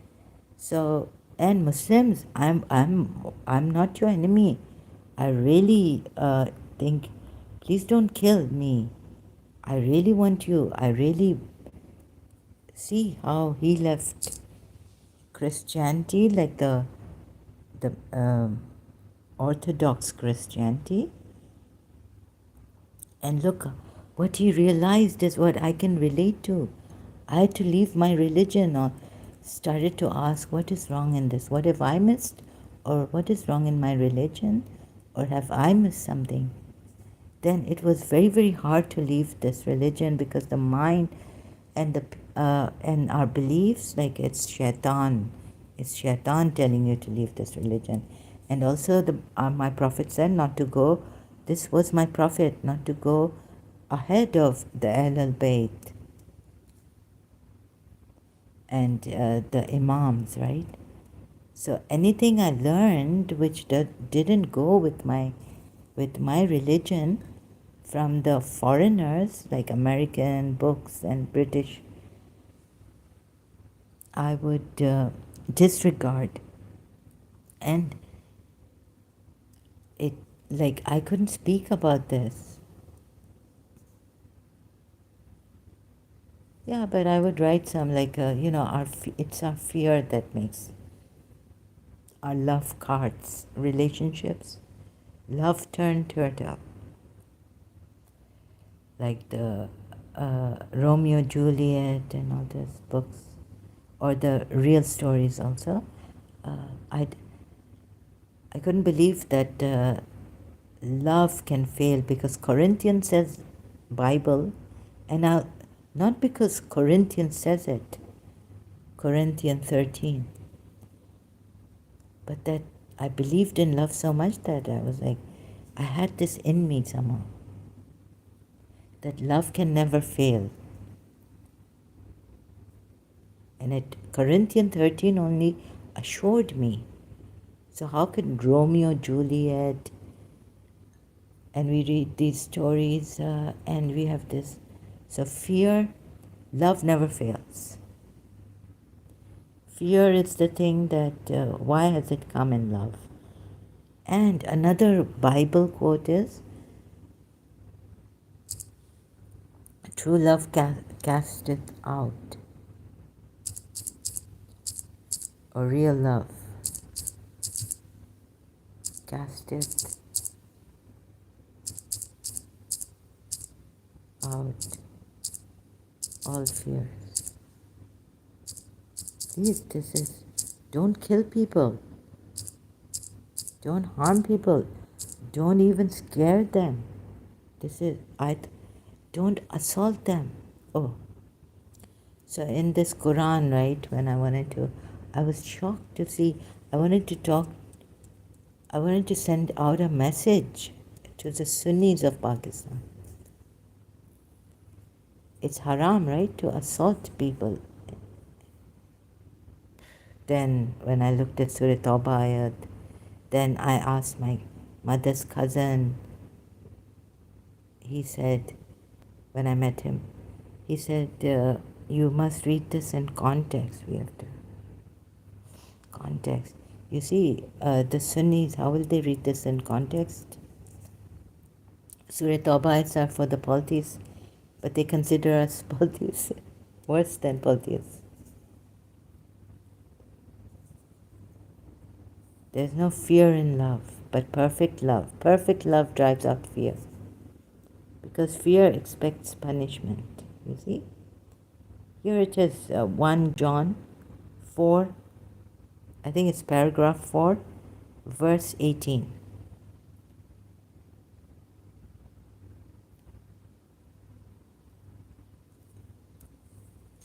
True love never fails. Perfect love, love never fails. Corinthian also. So what is this perfect in love?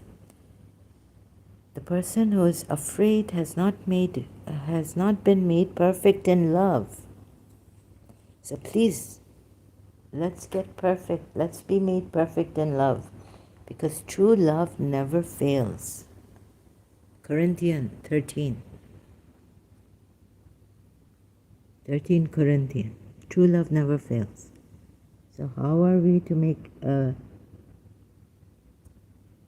there's no fear. There is no fear in love, but perfect love casteth out fear, because fear hath torment. He that feareth is not made perfect in love.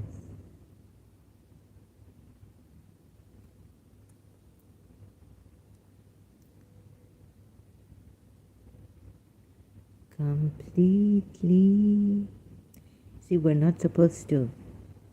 Why should we fear attachments and all this?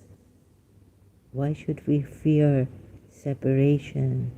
You know, we fear, oh, something might happen to my loved one. Or what if I lose this person? And what is perfect love? Perfect love. Love asks nothing. And another thing, in the Bible, Old Testament, many waters. We will come back again. But it never fails. Many waters can't. I learned this from Robert Schuller's book. It's in the Bible. Can't quench love. Song of Solomon 8, paragraph 8, verse 7. Mighty waters cannot quench. Many waters cannot quench love, nor can rivers drown it. If a man would offer all the riches of his house for love, it would be utterly scorned.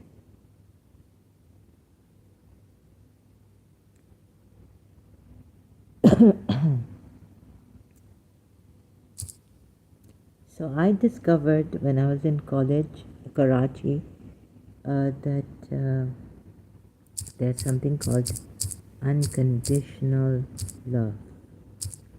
You don't want to possess the person. True love, unconditional love, is known as affection without any limitations, or love without conditions, this term. true altruism, of complete love.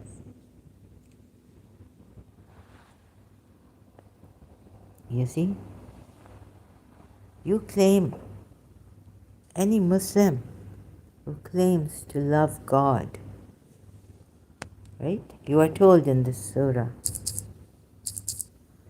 Surah Baqarah, I think, ayat, huh? They love God, Allah, right? Wait. So you love Allah, we love the people. You claim to love Allah. You know what this love for Allah is?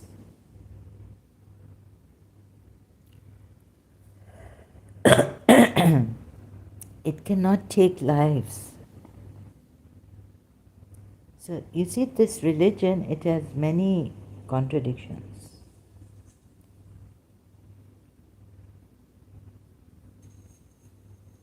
If this was true religion, then it would at least have the saying like Jesus Christ said. I don't believe in the Bible. Jesus Christ, but I'm quoting it. Jesus Christ said, love your enemies. Right? So what is this here? Huh? What is this here? Surah Baqarah 165.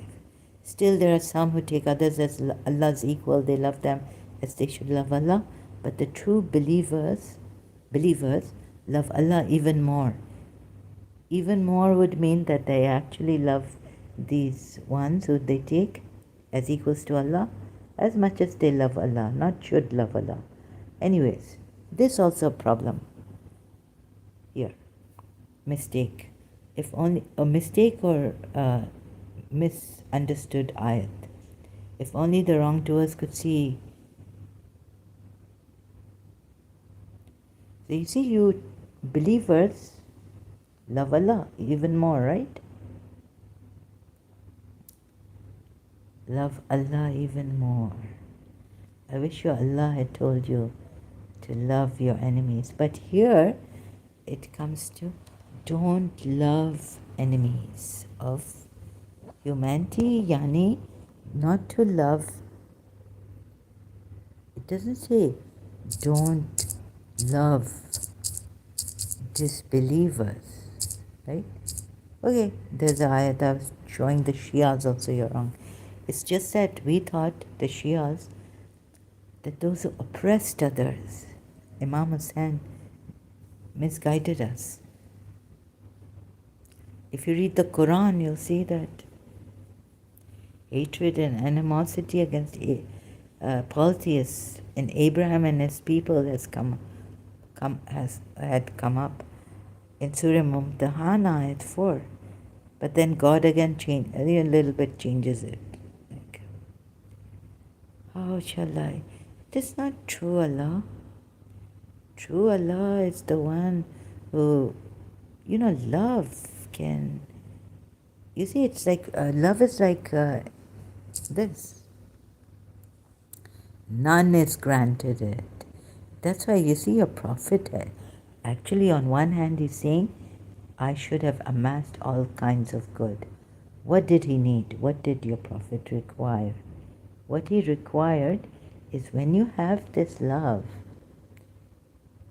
right? Nor can goodness and evil be equal. Repel evil with what is better, then will he between whom and thee was hatred become, as it were, thy friend and intimate. 35 ayat.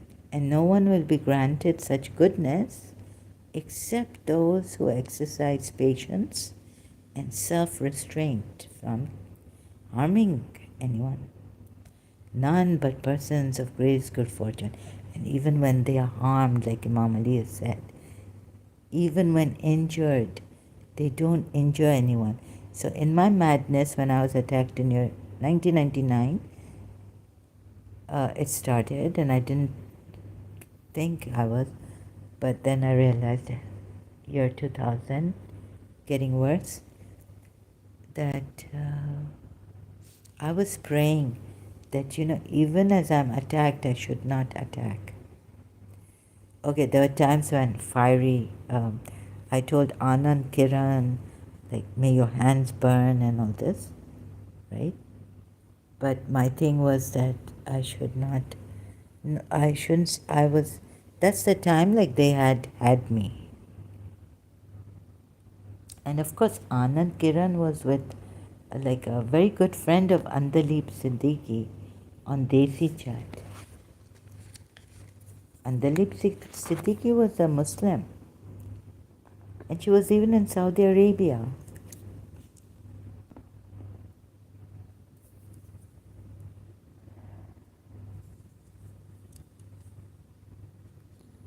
So this is what your prophet lacks. Not amassing wealth, but khair means good, right? Khair.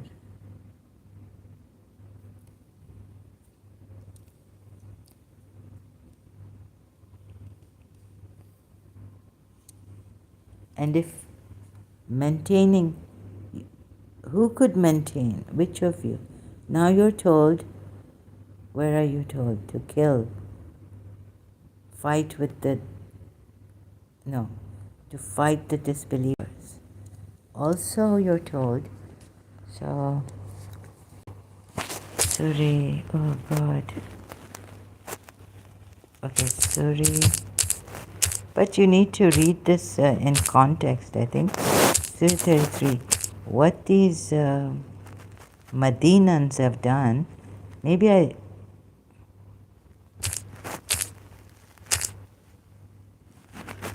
think it helped the polytheists, right? So, no, wait a minute. Since there were wars going on and so much, we don't know. Do you know for sure? Or maybe if you are really good in history, but who can I trust, a Muslim? In their history, you can't get it. Shias think they have got it, Sunnis think they have got it. I don't know how to. So even you people are wrong. If the hypocrites, the sick at heart, and those who spread lies in the city do not desist, we shall rouse you against them, and then they will only be your neighbors in the city for a short while. This is a very dangerous book, actually. It's misunderstood by many of your religious scholars also. Accursed wherever they are found, or maybe understood very well, and then those who become terrorists, accursed wherever they are found, seized and massacred completely. Wherever they're found, seized. Huh? Oh, what a stupid prophet you had, and Allah terrorizing. Like, catch them, no, they seize them and kill them. These hypocrites and who spread lies, they're not even fighting you. It doesn't say they are fighting you here. He's put really wrong blames on people. You can see. I can see it. I hope I've shown you. Read between the lines.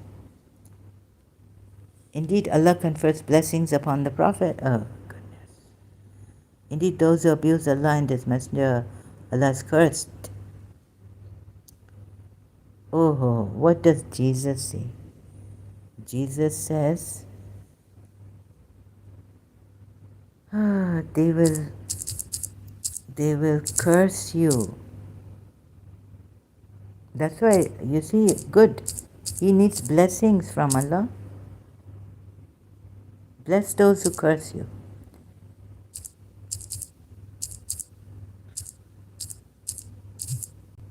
Now, so I can show you all this.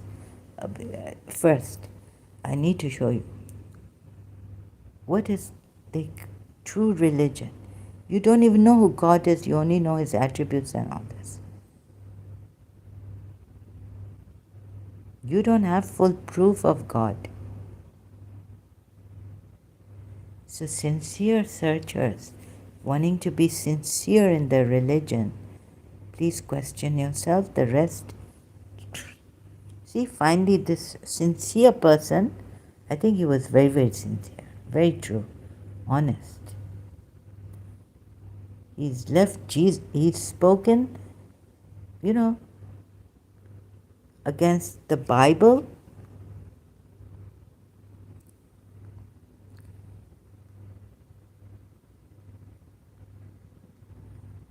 But he says that Thomas, the Gospel of Thomas should be, is the right one. But something like this, like it has. What does he say about the lost Gospel of Thomas reveals how to manifest your desired reality, life-changing.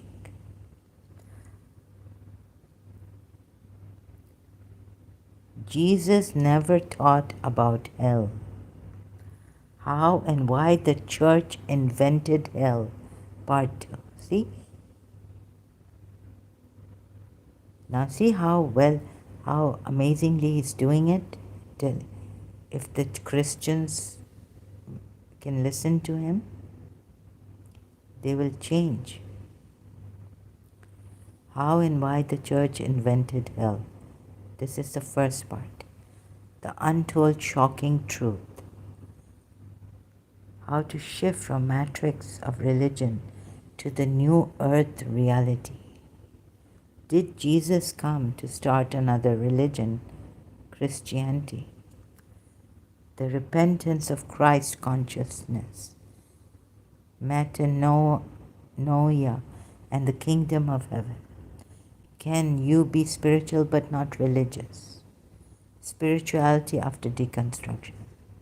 You see, all in a nutshell, what is Muji Baba showing us? What did I find out? Pure awareness, proof of God, proof of the reality, your true nature. If they had just sat with you and told you this, but they didn't want to. They wanted you to feel like sinners all the time. Organized religions, I mean, even Islam, Christianity, they wanted you to be scared, to feel sinful, and depend on what? The messenger of Allah, Prophet Muhammad. And what else was there? You see, like how to transcend the illusion of time and discover God, secrets of the universe. Oh, I have to listen to this one too. Why no paths lead to God, the secret of awakening. This is what Jiddu Krishnamurti said. Truth is pathless. Quantum jumping. Oh my God, maybe I should. How to directly experience God through meditation. 5 steps to divine bliss. That's all you need. This is all you need. 36 minutes. He can explain to you how to directly experience God. Not all this Quran and they love Allah and you don't. Oh, no, you love Allah and they don't love Allah and burn them and kill them and even your fellow Muslims that have said the Shahada, you go killing them.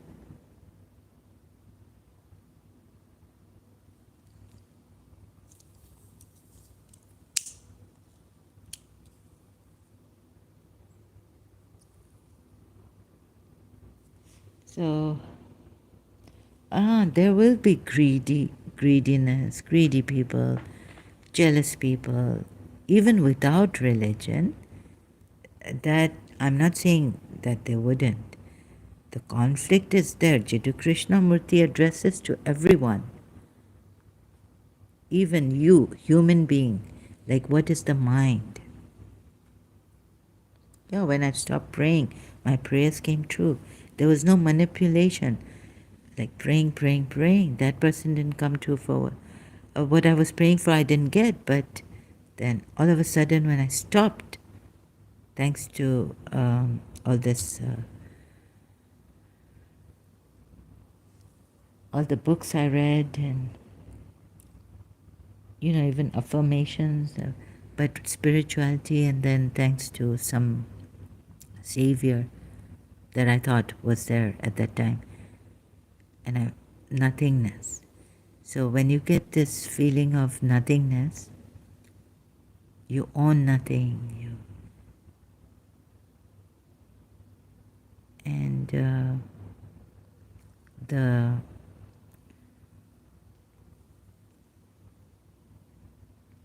acceptance of that this relationship can be no more. I will not change. I try to change, but no, I have to accept it. Even if I change a little, I'll always be apprehensible, cautious with this person. So freedom came to me in the form of not wanting, nothing is mine. Whatever I need is okay. If it's not there, my wants, it's not there. Something so beautiful. I left asking God, praying to God. And then miracles started to happen. So he's so right about this. When I left praying, then there's no manipulation, and the daisies are going up and down, the petals of the daisies, and I think, okay, what's this miracle? Oh my God, it's like a miracle. My prayers were not answered for 6 years, and now all of a sudden, when I left everything, I'm seeing miracles, and it's like God is with me and enjoying the songs, and he's just, enjoying, and I'm also enjoying with him. It's telling me, when you talk about your love, you bring me closer, and I'm writing poetry inspired. That's why, that's why miracles are coming. Because when I even think about my beloved, miracles start happening, planets start moving, stars start moving, shooting, or maybe there were satellites on the roof when I was in the sky when I was on the roof. So it's so true. I think he should be one of the latest guides, like spiritual guides. But not a word teacher, not one. Like we have one imam, and it's not enough. And you see how the Ismaili imam, he worked so hard that he lost his wives, left him.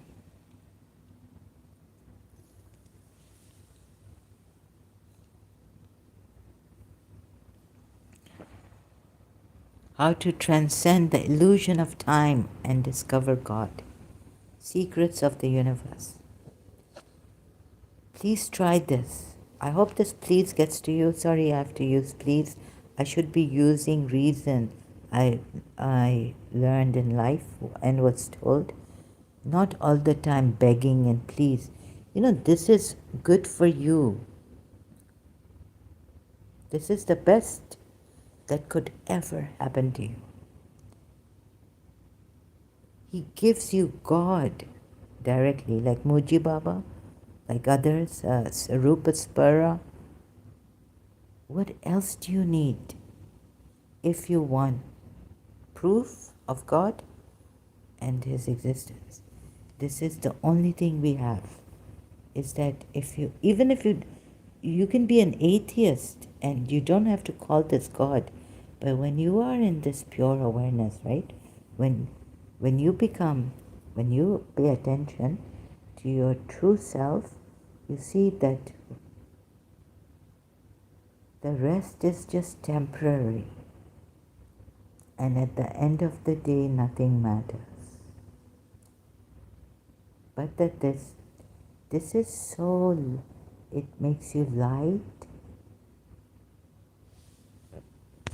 It's like, it takes you out of trauma, depression.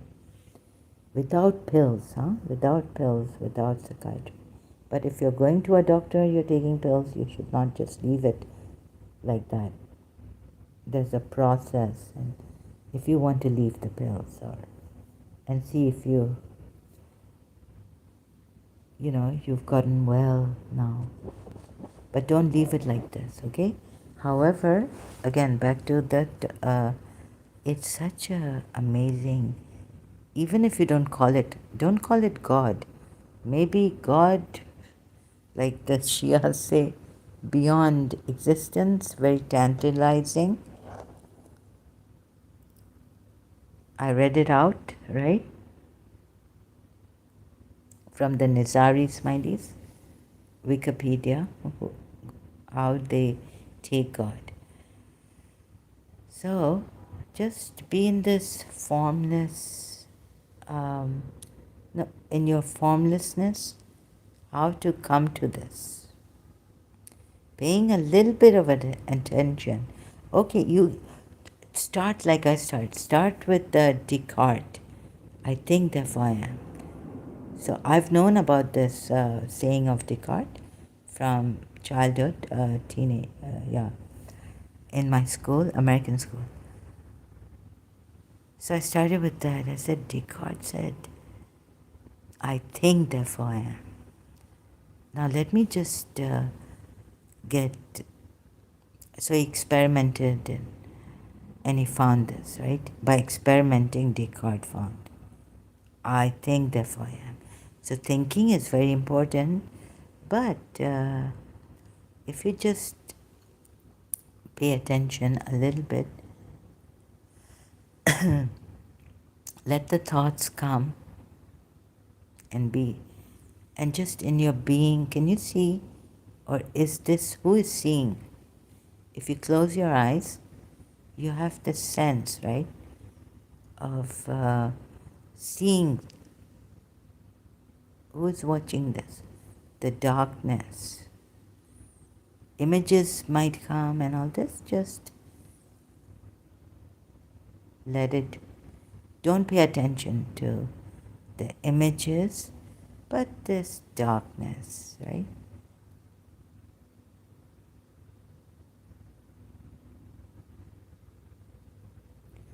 What is sustaining you here? Your vital signs are working, but what is this thing that without thinking, without images, without forming images, still is here? It doesn't go away. If we shut down our thinking, or if we put our thinking aside, it doesn't go. What is this here? Without thinking.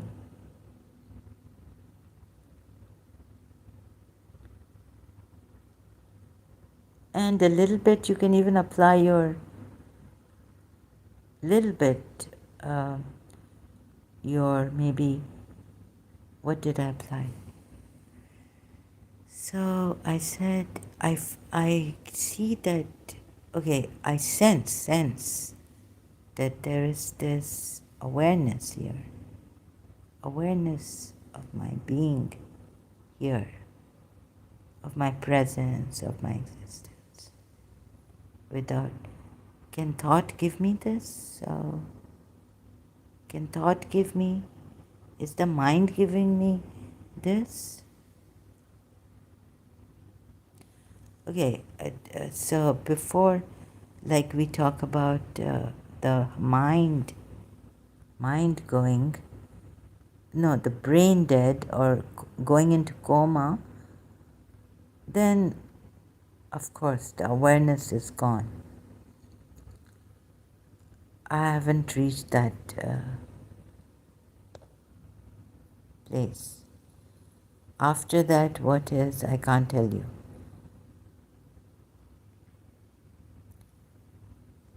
So what is this thing here?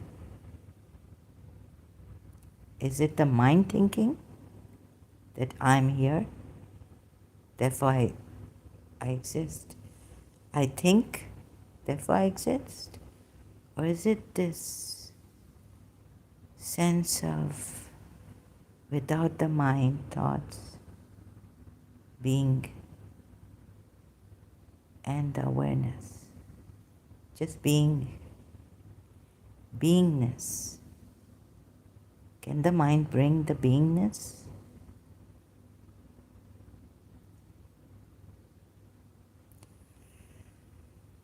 Is the subconscious even strong enough to bring the beingness?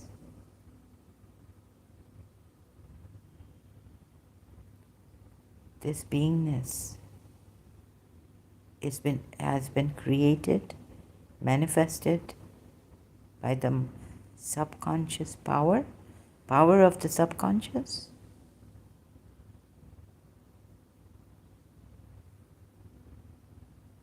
You see, you try, you pray, I read books on the power of the subconscious mind and all this, right? So you try, but it doesn't work because I believed in God. I believed Almighty Allah can do this, can give me this, but it wasn't working.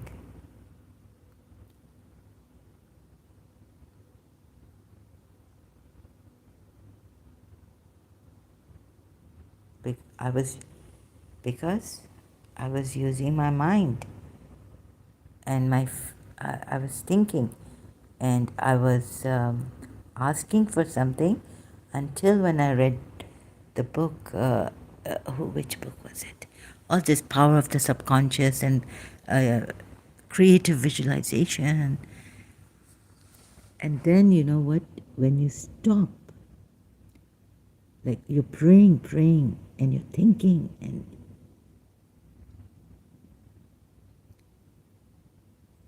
I don't know how to explain this.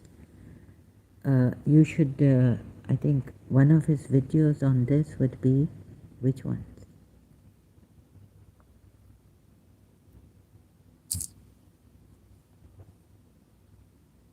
I prayed, and when I stopped praying, that's when miracles started. My prayers were answered. My prayers were being answered. Something like this.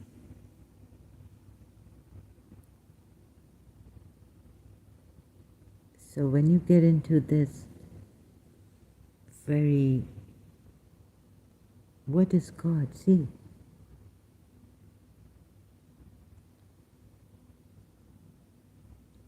even I ask, who is God? What is God? Who is God?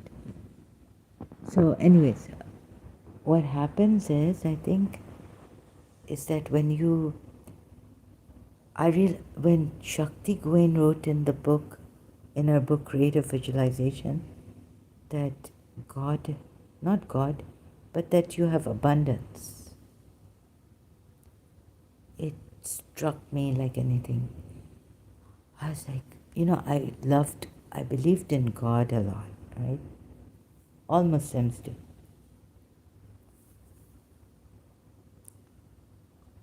But I wasn't able to do everything he asked me to do religiously.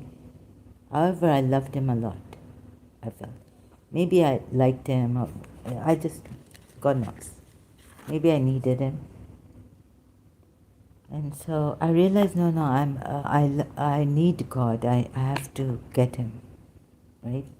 Get him, like find him. My search for God began. So, okay, like when Shakti Gawain said God, I felt, oh, God has given you abundance. My grandaunt used to say, Allah ki kainat mein koi kami nahi. There's no scarcity in God's universe. I hadn't got a miracle at that time, nothing. I was still praying and restless and all that in my crisis. But something just happened to me. It was like God has given me abundance. It just hit me. I was a believer in God. And I said, how can I? Like it hit me so much deeply that somehow it loosened that need or wanting, praying to God. I was like, yes, like someone else telling me, and she's not even religious, she's just spiritual. Like, yeah, I have abundance. God has given me abundance. No, thank you. God has given me abundance. Each one of you, we have abundance.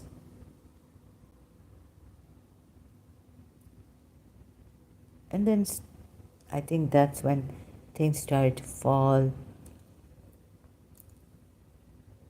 out of me. Yeah, I am tired. Zalmi ji, brother, Zalmi podcast. Madam Sarah, you seem tired, yeah. Yes, sir, Zalmi, I feel tired. I am tired. I sound tired, right? Okay, so so then abundance. God has given us abundance.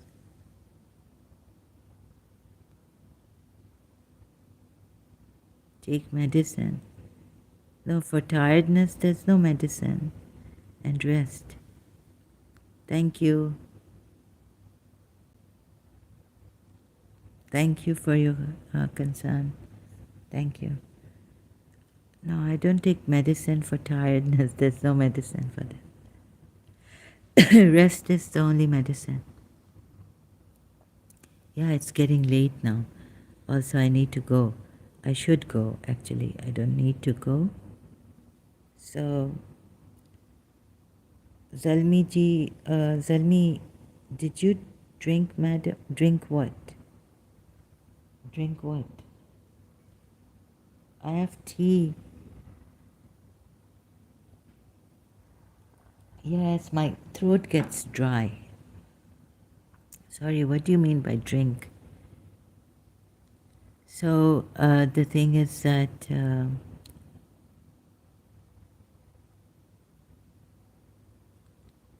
somehow, I got this feeling of emptiness and not wanting,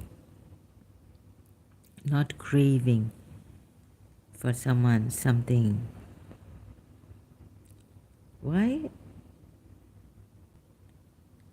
Sorry, Zalmi, this I cannot answer.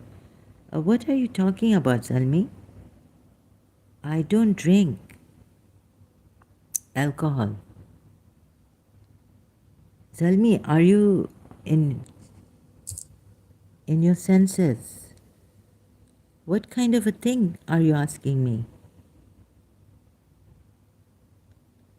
Okay, I think I'm being tested here how to react to your question. But because he's a man,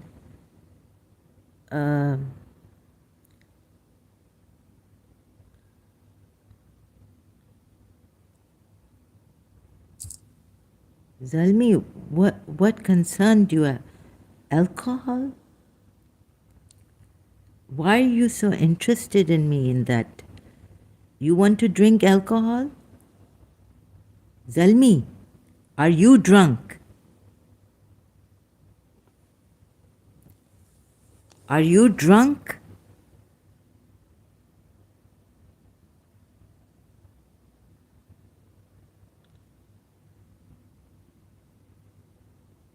You want to tell people that I drink alcohol?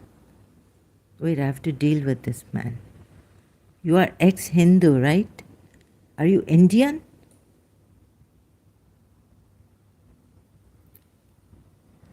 Zalmi, don't ever come here. I cannot allow. No, madam, for tiredness, many people drink.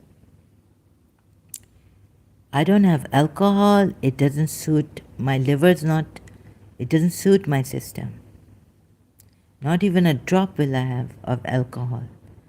So please, thank you now.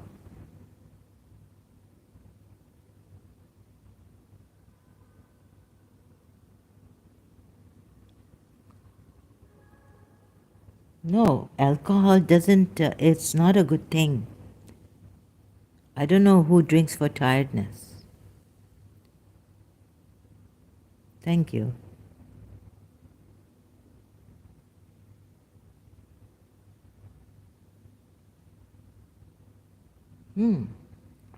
There was a uncle of my uncle's friend who told me, I don't drink alcohol, it just makes me sick. Yeah, there was one person who told me that he had chronic fatigue and he drinks alcohol, a Shia, Nakwiji, a Sayyid. No, sorry, I don't, I can't drink alcohol. Okay,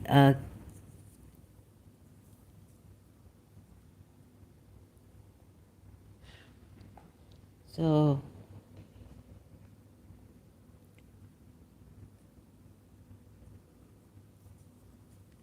no, I don't want to drink alcohol for my tiredness.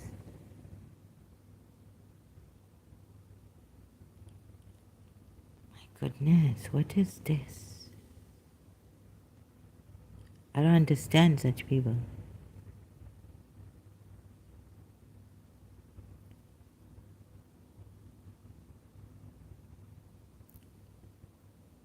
Better that you don't come here, sir. Just don't come here. Why are you after me? And call me sister.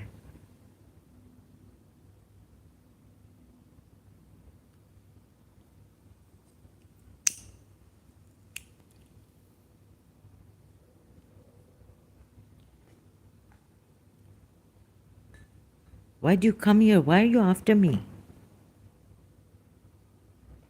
Zalmi, you should have better things to do, brother.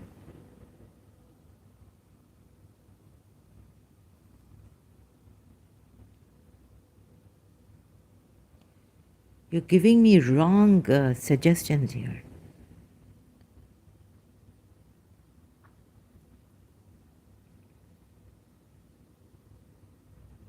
Have you seen our society? If you're going to tell a woman in an Islamic country to drink alcohol, are you a doctor? Even the doctor hasn't told me to drink alcohol for chronic fatigue.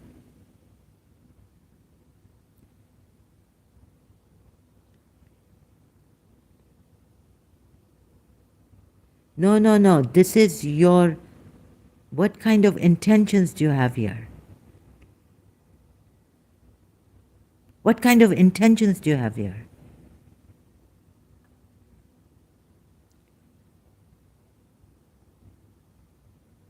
ये लोग पता नहीं कभी सुधरेंगे.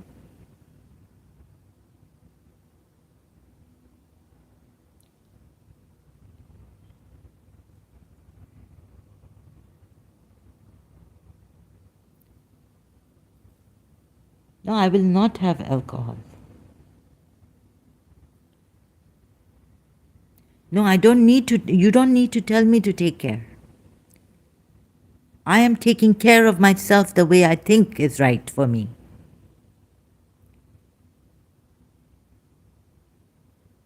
Who are you? Who are you to tell me?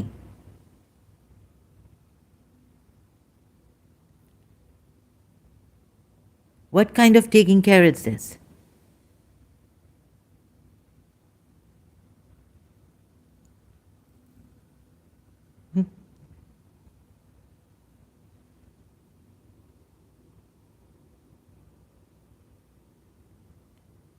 एक तो पता नहीं कैसे कैसे ये हमारे बेगैरत बदबख्त मैन मुसलमान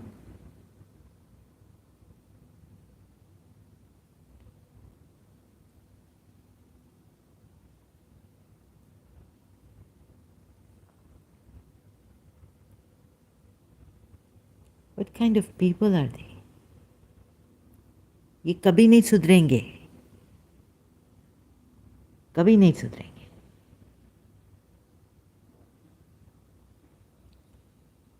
अभी आए हैं ऐसे, तुम क्या मेरे बाप हो?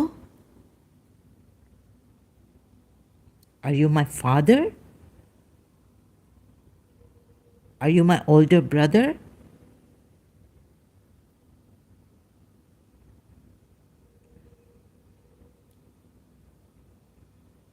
Do you want me to leave my live stream? Seems like you want me to leave this live stream. This is your intention.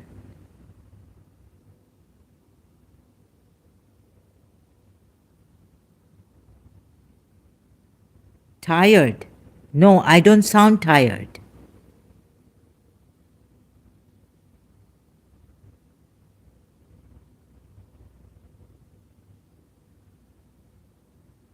I'm always tired, so I sound as always, as usual.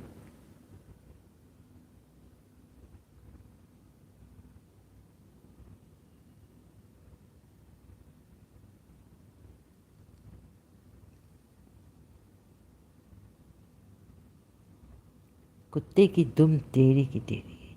हमारे ये पाकिस्तानी हैं, ये ऐसे, ये कभी सुधरेंगे नहीं.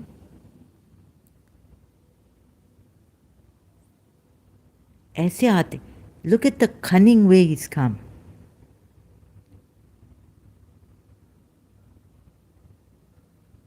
I'm going to now again. Sorry, I think you should not come here, brother. Better you go somewhere else. I don't know why I get these cheap people. Hide user from channel.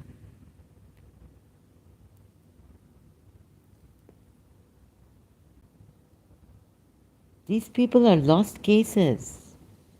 Very discouraging. I don't know how to talk to them.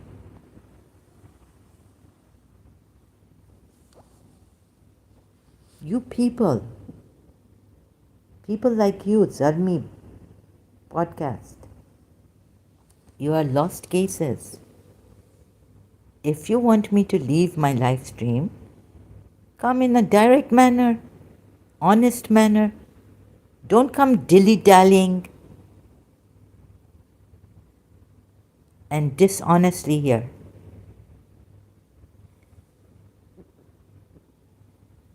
Ask, where's your mother? Where's his mother?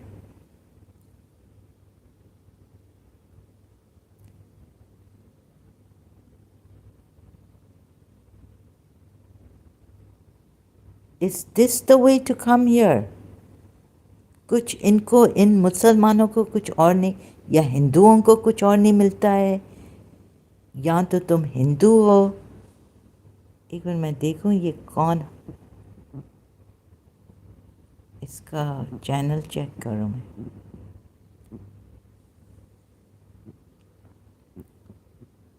तुम हिंदू हो पाकिस्तान में.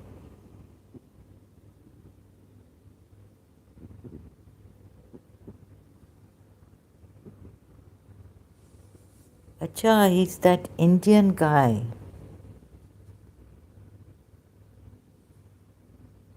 In Pakistan, I remember you had come here and said you're from India. Oh, you're a Hindu and you're Pakistani, right?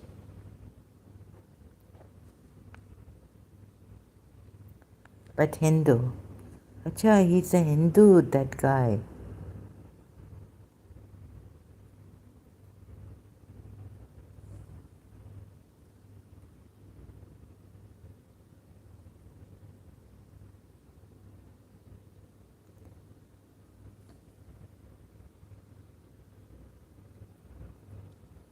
Ah, he's this guy on the extreme left here.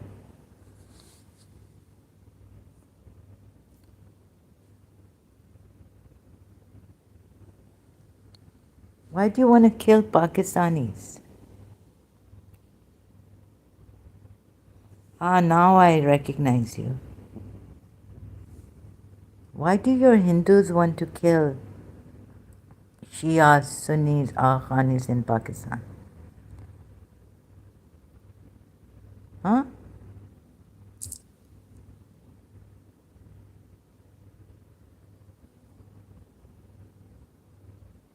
Please go and find out. You're an ex-Hindu, aren't you? Please go to Elena Ali's channel. You'll find out how terrible your religion is.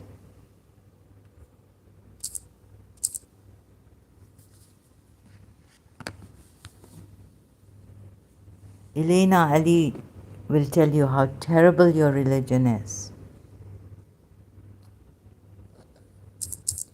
She's been showing this, your Elena Ali is showing your scriptures, how terrible your. You also should be ashamed of yourselves.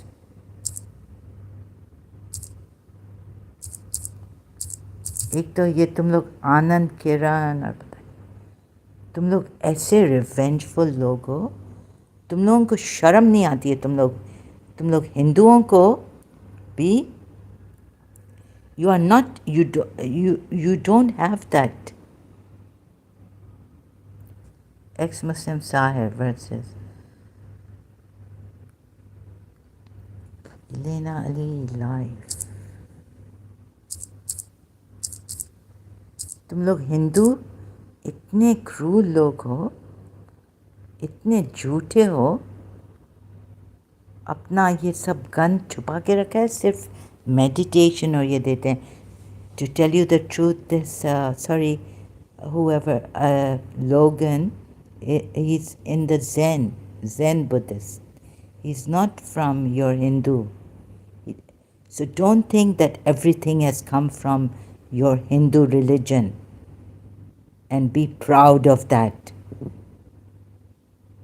Your gurus, you people have hidden so disgusting that I don't even want to touch this. I think the Quran is enough for me. And it's better than Hinduism. Your scriptures have worse things than I've ever could imagine. And the way your Hindus rape people, Bangladesh, the way your Hindus spiritually can psychically take revenge, it's just too out, I can't understand. तुम लोगों में क्या, तुम लोगों के गुरु नहीं आते हैं जब तुम लोग जुल्म कर रहे हो दूसरों पे, when you're oppressing people, when you're being cruel? Worst case of Bhagwa love trap. Live with Elena Ali. बोल महिला बोल, जुल्म आखिर कब तक? महिलाओं पर जुल्म, बोल महिला बोल. लक्ष्मी और सर कटा इंसान, one night stand.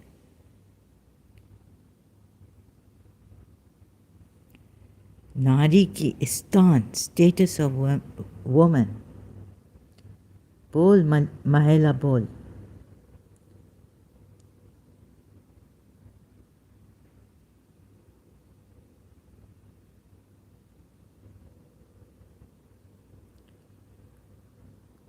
ये क्या है?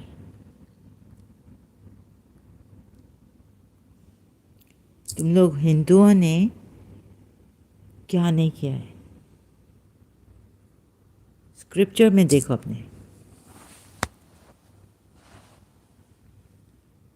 बेखैरत बदबख्त, तुम लोग शराब पीते हो तो दूसरों को बोलते हो शराब पिए।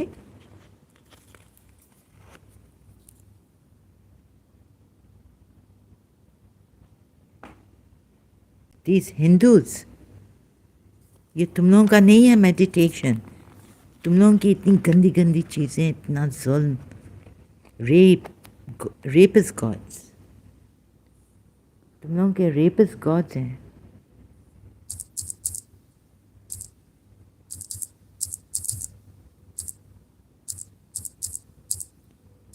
तुम लोग ऐसा, तुम लोग भी कम नहीं हो वैसे।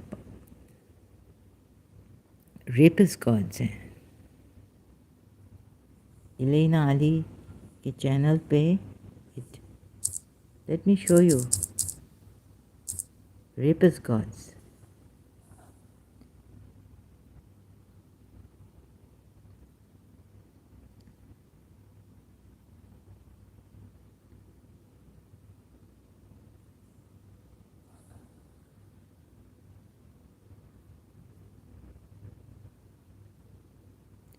नारी के कर्तव्य, duties of women in Hinduism, Sanatan, nature of Sanatani Hindu women.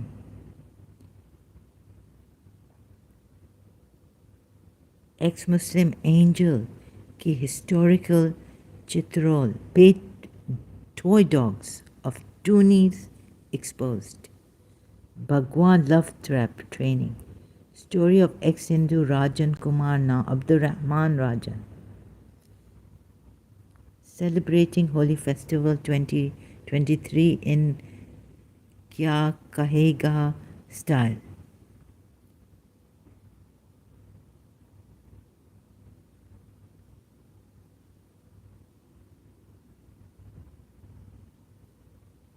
Hindutva agenda exposed.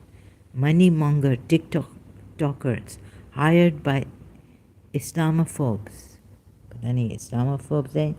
थोड़ा एलेना अली हम ट्रस्ट नहीं करते, लेकिन हम आपके स्क्रिप्चर्स पे ट्रस्ट करके बोलते हैं जो वो दिखाती है। आपके स्क्रिप्चर्स से जो सच दिखाती है वो चीज। हिंदू राष्ट्र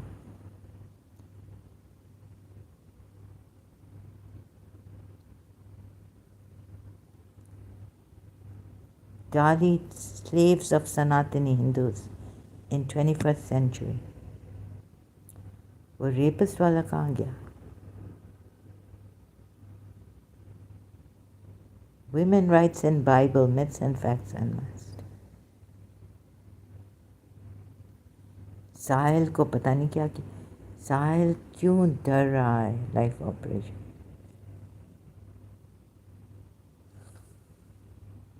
फिर आई Haseen Dillruba, the Parvati's test. Recap of chapter बलात्कारी हिंदू भगवान, ये रेप मीनिंग बलात्कारी। तुम लोग हिंदूज, ये देखे आर्य समाज की planning riots in India, voice chat leaked. Why they kill Lal Das, Ram Mandir के पुजारी को VHP ने क्यों मरवाया? हिंदू गॉड ऑफ सनातन धर्म, सुअर अवतार। Comedy time with Ganesh ji. अरे तुम लोग Shri Ravishankar reacting to Ganesh Chaturthi video by Elena Lee.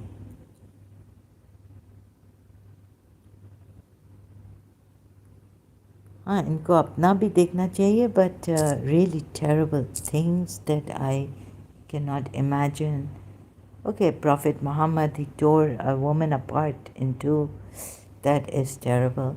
But Hindu scriptures में तो और भी like इससे ज़्यादा खैर, like वो ऐसी ऐसी चीज़ें हैं, my God, कि वो भी disgusting. Prophet Muhammad, he ripped apart. That's terrible, terrible. But Hindus, और तुम लोग जो रिवेंज लेते हो, तुम लोग कैसे रेप करते हो, देखने का होता है. I mean, इंसान देख भी नहीं सके. I mean, ये क्या dirty, vile people. Dirty, vile people you are.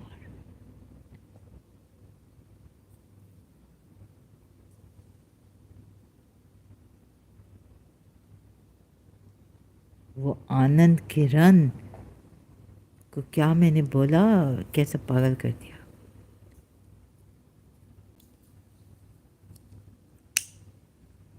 नहीं, मुझे लगता है कि पहले से ही कुछ किया था.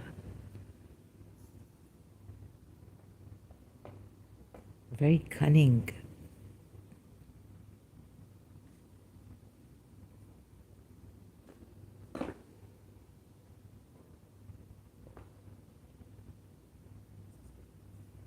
गलत चीज़ें इधर आके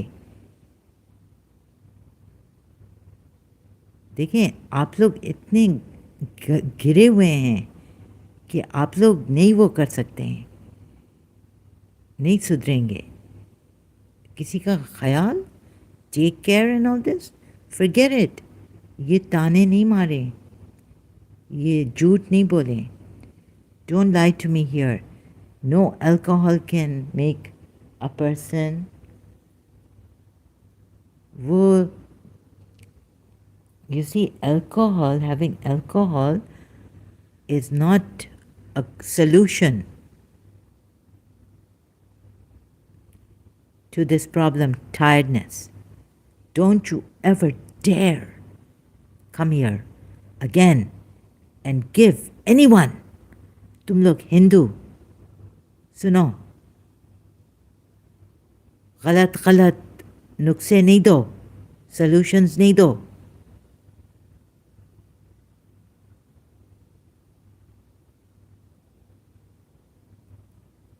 पाकिस्तान को बर्बाद कर दिया है. सिर्फ इस रिलीजन ने नहीं, तुम लोगों के इंडियन हिंदूज ने भी, रॉ एजेंट्स ने. Cruel, wicked people. No end to your cruelty.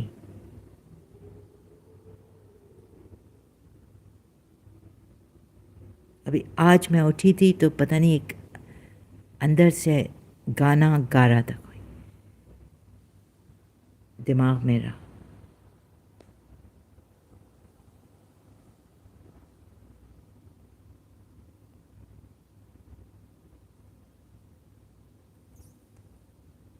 और ऐसा कि like what they've done to me here, these Hindu. Anand Kiran and his friends, his buddies.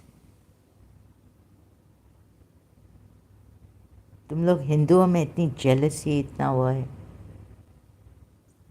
खराबियां हैं जो कोई नहीं. तुम लोग गंदी नाली के कीड़े खुद भी हो तो मुसलमानों को कह रहे हो.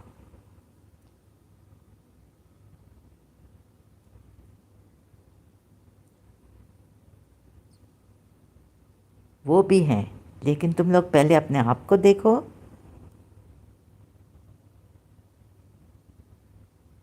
Look at yourselves.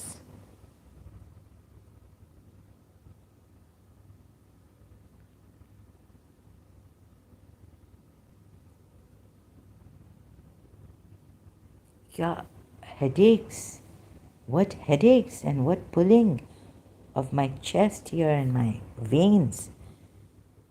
So much negativity that I felt like going. I was like, no, I don't want to go on Facebook complain. This is what your Anand Kiran has done to me from India, Hyderabad. Mera bus chalta, if it was under my control, I would have never come here complaining and all this. I know there are very few people who really care. उनको भी नहीं छोड़ा है, आगा खानिस को भी नहीं छोड़ा है तुम लोगों ने.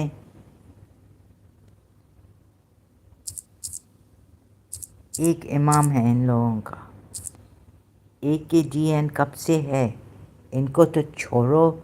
ये ह्यूमैनिटी को हेल्प कर रहे हैं, इनको भी नहीं छोड़ा. Look at how organized, developing human capacity, building resilient communities. What else? Ek imam. There's only one imam at a time, generating economic growth, honoring cultural heritage. Our agencies, music, museum, parks and gardens, architecture, historic sites, infrastructure development, media. Hindu इतने जलते हो तुम लोग. Industrial development, hospitality and tourism, enterprise development, financial inclusion, habitat planning and improvement, disaster preparedness and response, civil society, agriculture and food security, environment and climate change, health, education, early childhood development. तुम लोगों के जो हिंदुओं ने, तभी तो तुम्हारा पता नहीं किससे जल गए हो, क्या हो गया.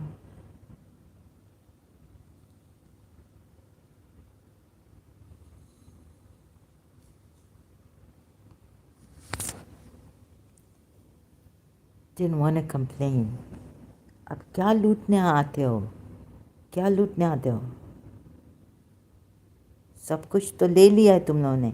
अरे पाकिस्तान भी ले लो, तुम लोगों का है, और भी जाएगा गटर में. जैसे इंडिया है, poverty stricken, and there is a place, city. अभी मैं बोलूँगी मेरा इधर पेशाब निकाल देंगे. If I say it, they'll make me urinate here. They still have that control on me. और अभी मरते दम. अरे इधर टायर्डनेस जो तुम्हारा आनंद किरण ने किया है मुझ पे, हम तो इधर आते ही हैं tired. And I am speaking softly, not because I'm tired. So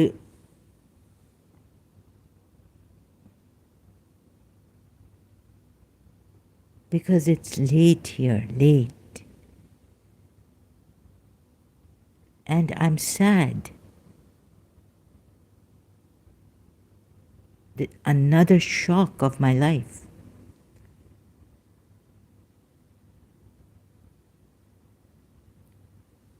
तुम लोग छोड़ते क्यों नहीं हो, these Indians?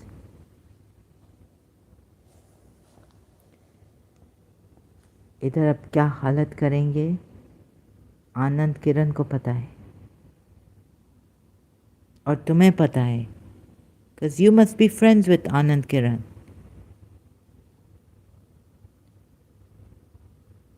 ज़ल्मी, तुम्हारा बाप यहाँ है दुबई में, कि तुमने पहले मुझे कहा है कि माय हेयर.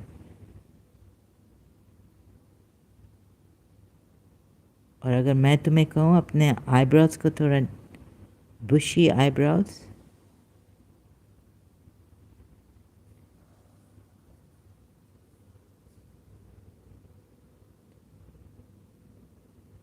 पर्सनल चीज़ों पे तुम लोग in very cheap people your Indians are. They don't have that capacity. कहाँ पहुँच गए हैं western China cleanliness Elena Ali सही बात कर सकती है तुम लोगों के बारे में वो कभी टायर्ड नहीं होती है thank god you can't your jadoo can't reach them her or her group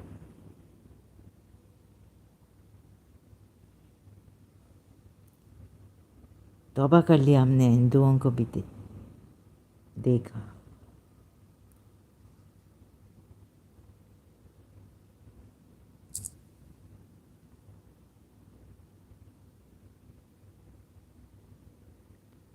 शर्म नहीं आती so इधर और another thing is that this Zaid Zaid Zaid Zaid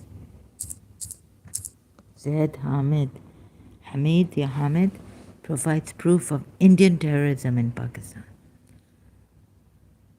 अच्छा कुछ इनके जादू वादू से बच जाते हैं कुछ नहीं बच सकते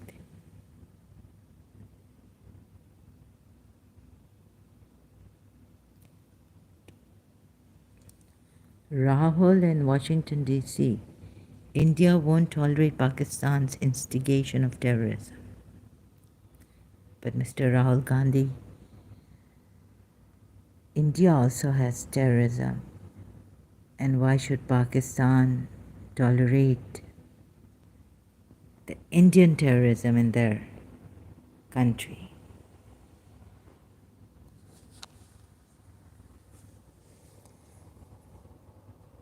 How can Pakistan tolerate Indian terrorism in their country? There's proof that even in Canada, Mr. Rahul Gandhi, Canada,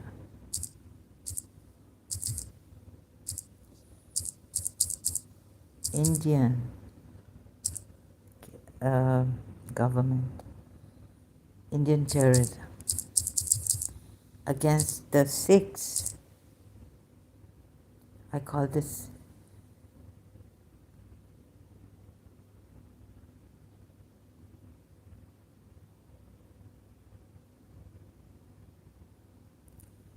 now India is calling Canada safe haven for terrorists.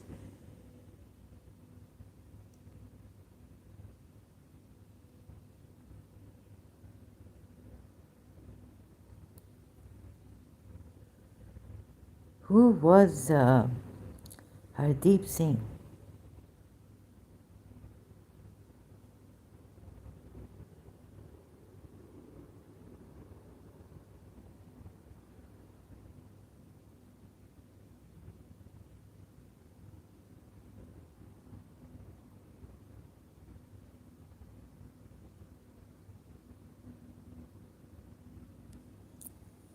People are blaming Canada. Countries are blaming Canada. Now Canada is a terrorist country. Canada is safe haven for terrorists. ऐसा तुम लोग really पता नहीं India का कितना India, you are lying. The Gujarat riots.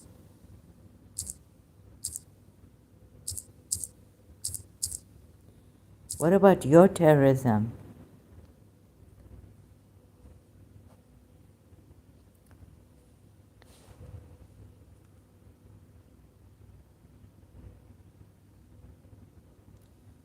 After just, okay, there was the burning, Godhra train burning, Ayodhya. Where was the evidence? Right? At least here, look what you did. When even evidence hasn't come out who burned the train. You killed so many Muslims. Here, Pakistan, quiet. In Karachi, Pakistan did not kill your Hindus. No Agha Khani can do this.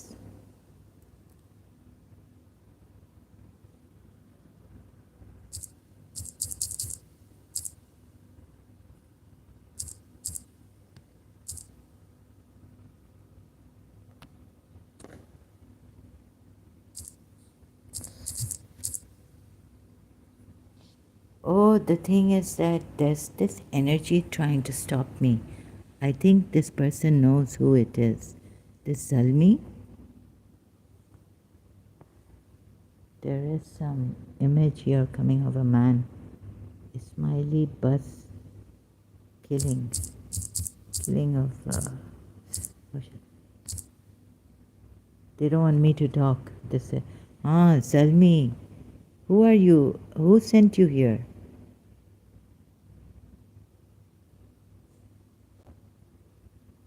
Who sent Zalmi here? Because Zalmi, you know some things, huh?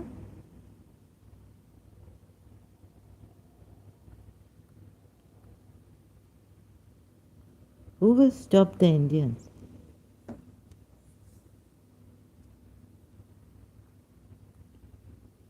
देखिए ये एक आगा खानी यहाँ कोई भी जाके ज़्यादा like शियाओं ने 12 शियाओं ने जाके सुन्नियों को नहीं मारा है. ये पागल कौम है इंडिया, बहुत पागल चुकी है. Allegations of raw involvement, research and analysis wing in the attack. Pakistani military leveled against RAW for whipping up terrorism in Pakistan.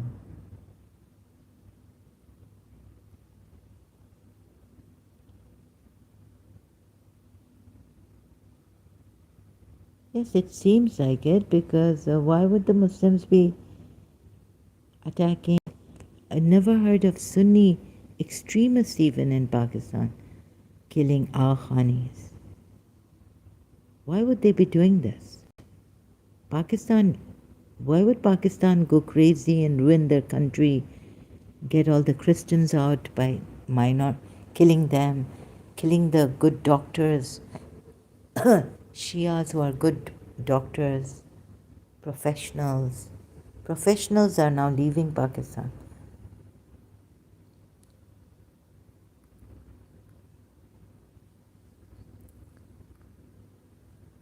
Bus attacked in secluded area. Why would this bus be attacked in a secluded area? Pakistan, you need to now. A lot of terrorism. When will you wake up? It seems like you've been put to sleep. And your politicians have been put to go against each other, be corrupted. Do something like all the buses should be bulletproof now. Children in the bus. Children were in that bus. Please do something bulletproof, have an emergency now, because it's been going on for a long time. So everywhere where there are Shias, 12 Shias, in your Imam Bargas, you need to put like a alarm, and for the ambulance also. During your processions, you need to be someone there. Not only like, you shouldn't even be going for the processions actually, but if you're going, no one can stop you. Need to have of course the ambulance is always there. Police should be, the police is there, ambulance. But for these buses in a secluded area, even in the Imam Bargas, put some alarm and in the secluded areas where there are Imam Bargas or of Shias in Jamaat Khanas, now there should be security beefed up, and they should have CCTV cameras. You should, and do all you can to secure. Also, an alarm like for the ambulance and all this. Witnesses told police the passengers thought the gunman wanted to rob them. Oh, bus attacked in secluded area. You see, we don't kill Indian, these Sunnis.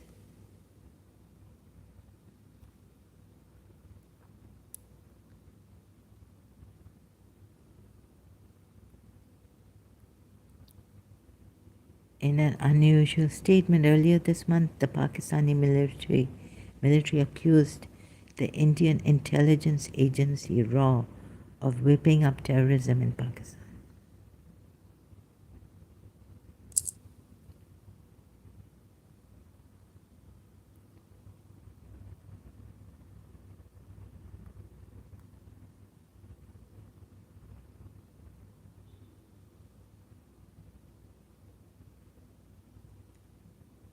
India's Home Minister Rajnath Singh dismissed the reports as baseless allegations. During his visit to the Inter-Service Intelligence Headquarters in Rawalpindi, of course they're going to cover this up. India has a lot of this kind of a thing to cover up and to lie. They have the skill, the cunningness, the slyness. And to say, oh, it's just absurd. Not only to say that every time, but even in Canada, it's absurd that the Indian government would kill. Okay, so you're saying it's absurd that the Indian government and that he was going on, Hardeep Singh had even written a letter to the president of Canada. But the way these people, the Indians, will cover it up. See, until this day, they haven't found they haven't found Anand Kiran about my case, about my condition. We can't find them. ऐसा हाल किया जैसे पाकिस्तान का हाल किया है हमारे घर में और मुझ पे.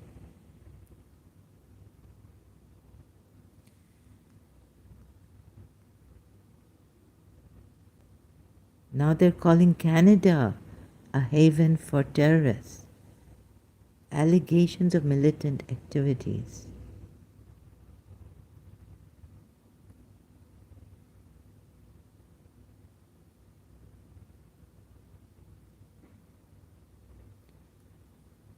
The Indian government and intelligence agencies alleged that Nijar visited Pakistan and that now he wrote a letter. Hey, and you've killed him. Oh no, like the Indian who killed him. In this case, if the ones who killed him are from the Indian government, then criminal investigation in Canada.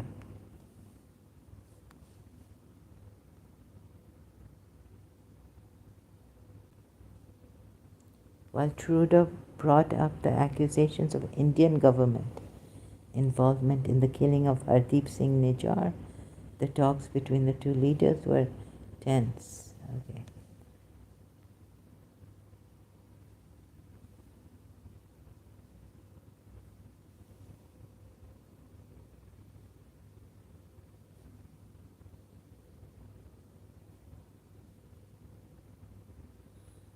Trudeau said we are not looking to provoke or escalate, We are simply laying out the facts as we understand them.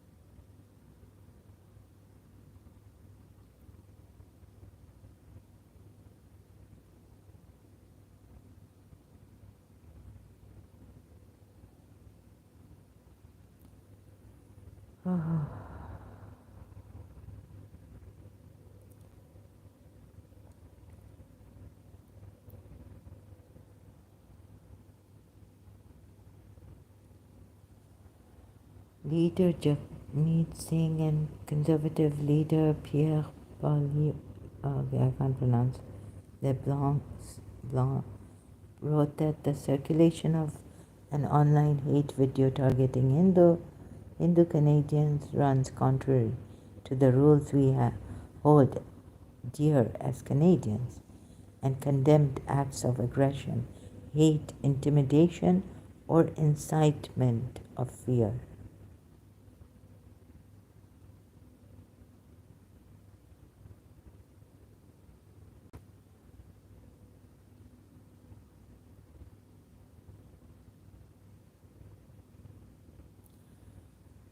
Bangladeshi Foreign Minister K.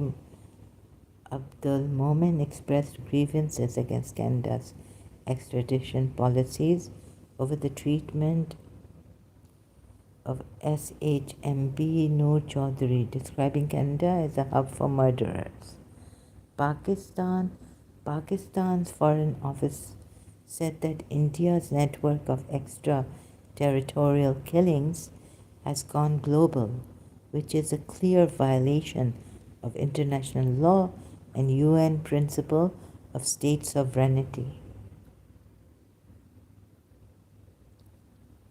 Sri Lanka's Foreign Minister Ali Sabri accused Canada of being a safe haven for terrorists in reference to Liberation Tigers of Tamil Eelam. Oh God, what is this going on?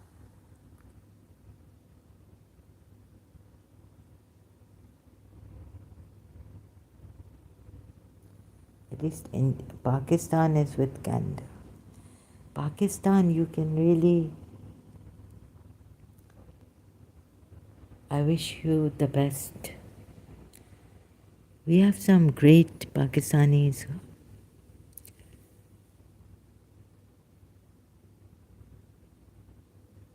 Muslims also.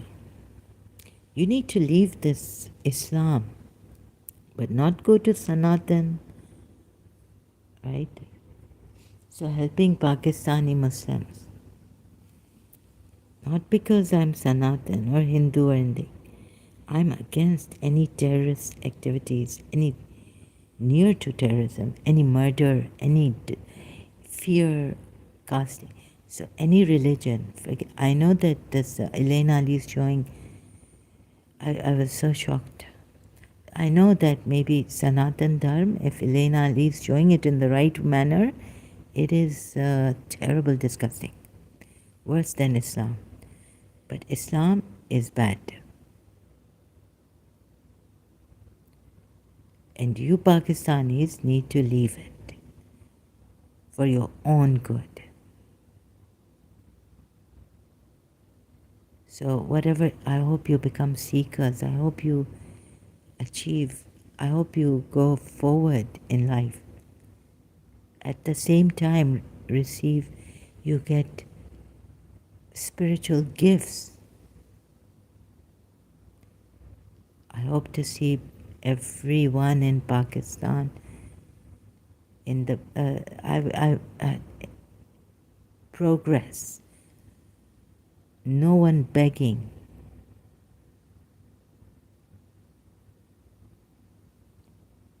I wish you the best.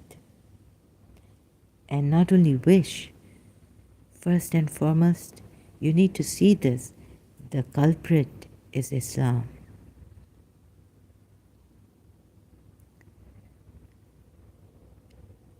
I know, fear. It has added to your problems, your fear. Already there's conflict in man. That I've seen. And this is not, Islam doesn't make you any better. It just worsens the conflict, the fear,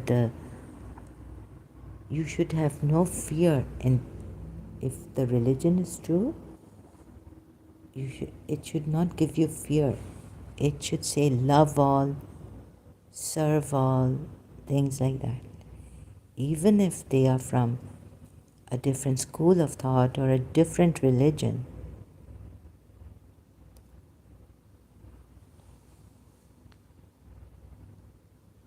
So this is what I wish for you, and what I thought the first thing I could do when I found out my religion was false, to help you see that and to leave a false religion. So I haven't been feeling well. I've had some attacks, and there's something on me, some energy.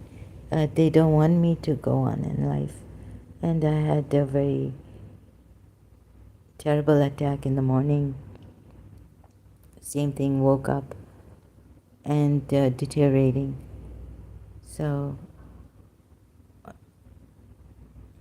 oh God, I never wanted to believe in this. But the Hindus are really great in this, huh? Black magic.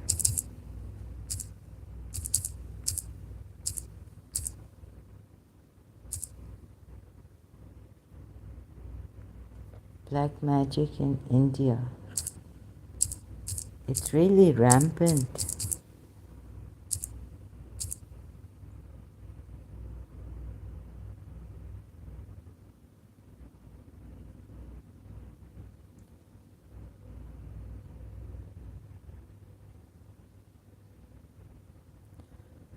Occultism, secret culture, rootledge.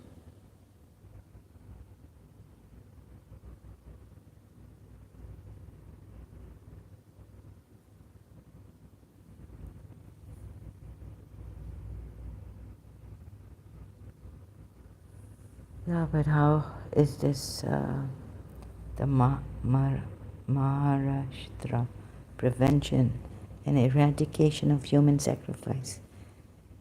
Other inhuman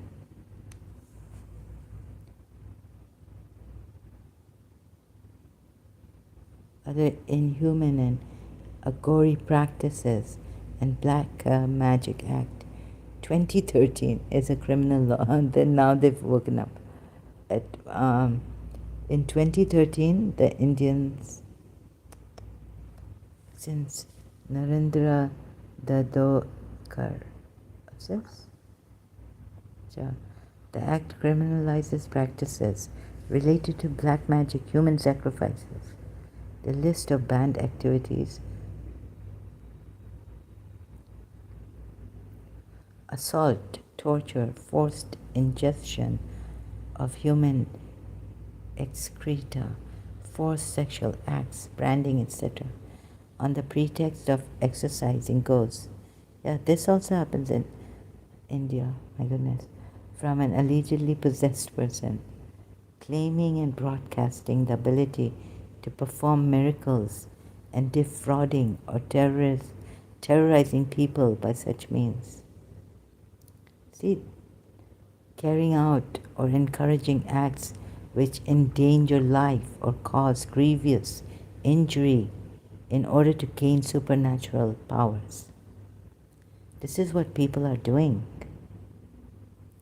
Carrying out or encouraging inhuman acts or human sacrifice in quest of some bounty or reward, creating the impression that a person has supernatural powers and compelling people to follow his or her orders, accusing a person of practicing black magic or being an incarnation of Shaitan, blaming him or her of causing diseases or misfortune and harassing the person. This is accusing a person of practicing black magic, parading him or her naked. This also happens, like the parading them, the person's activities, hindering the person's activities, claiming the ability to invoke ghosts causing a panic or intimidating others by threatening to invoke ghosts or creating the impression of possession. My aunt should be under this,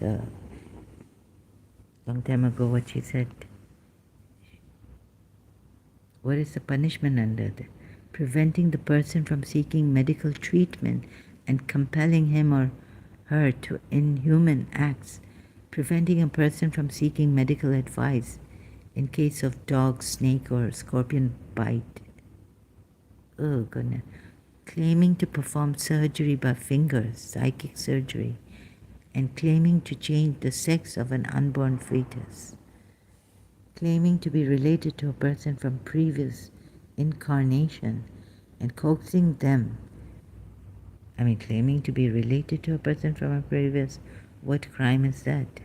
If you know that you are coaxing them to sexual acts, this must be rampant in India. And claiming to have supernatural power to cure an impotent woman and having sexual relation with the woman. Claiming a mentally challenged person to be having supernatural powers and using such a person for personal gain.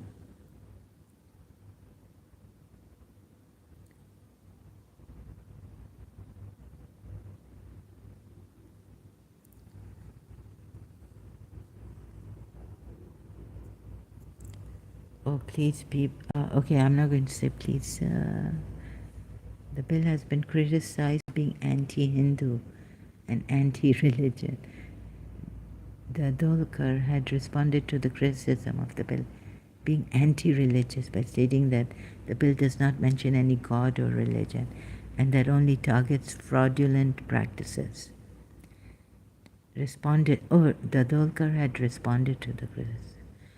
Manav said that the Wakari sect will not find the bill objectionable. Wakari. Law does not prohibit a person to perform a miracle. Further saying, in the aftermath of the Dolkar's murder, journalist Ellen Berry wrote an article for the New York Times. What today stands as the draft legislation.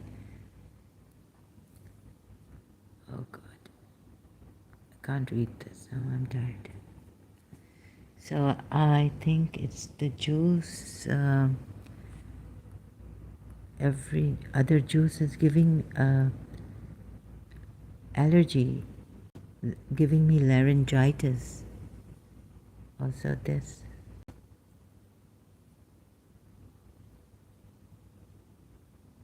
No one to trust.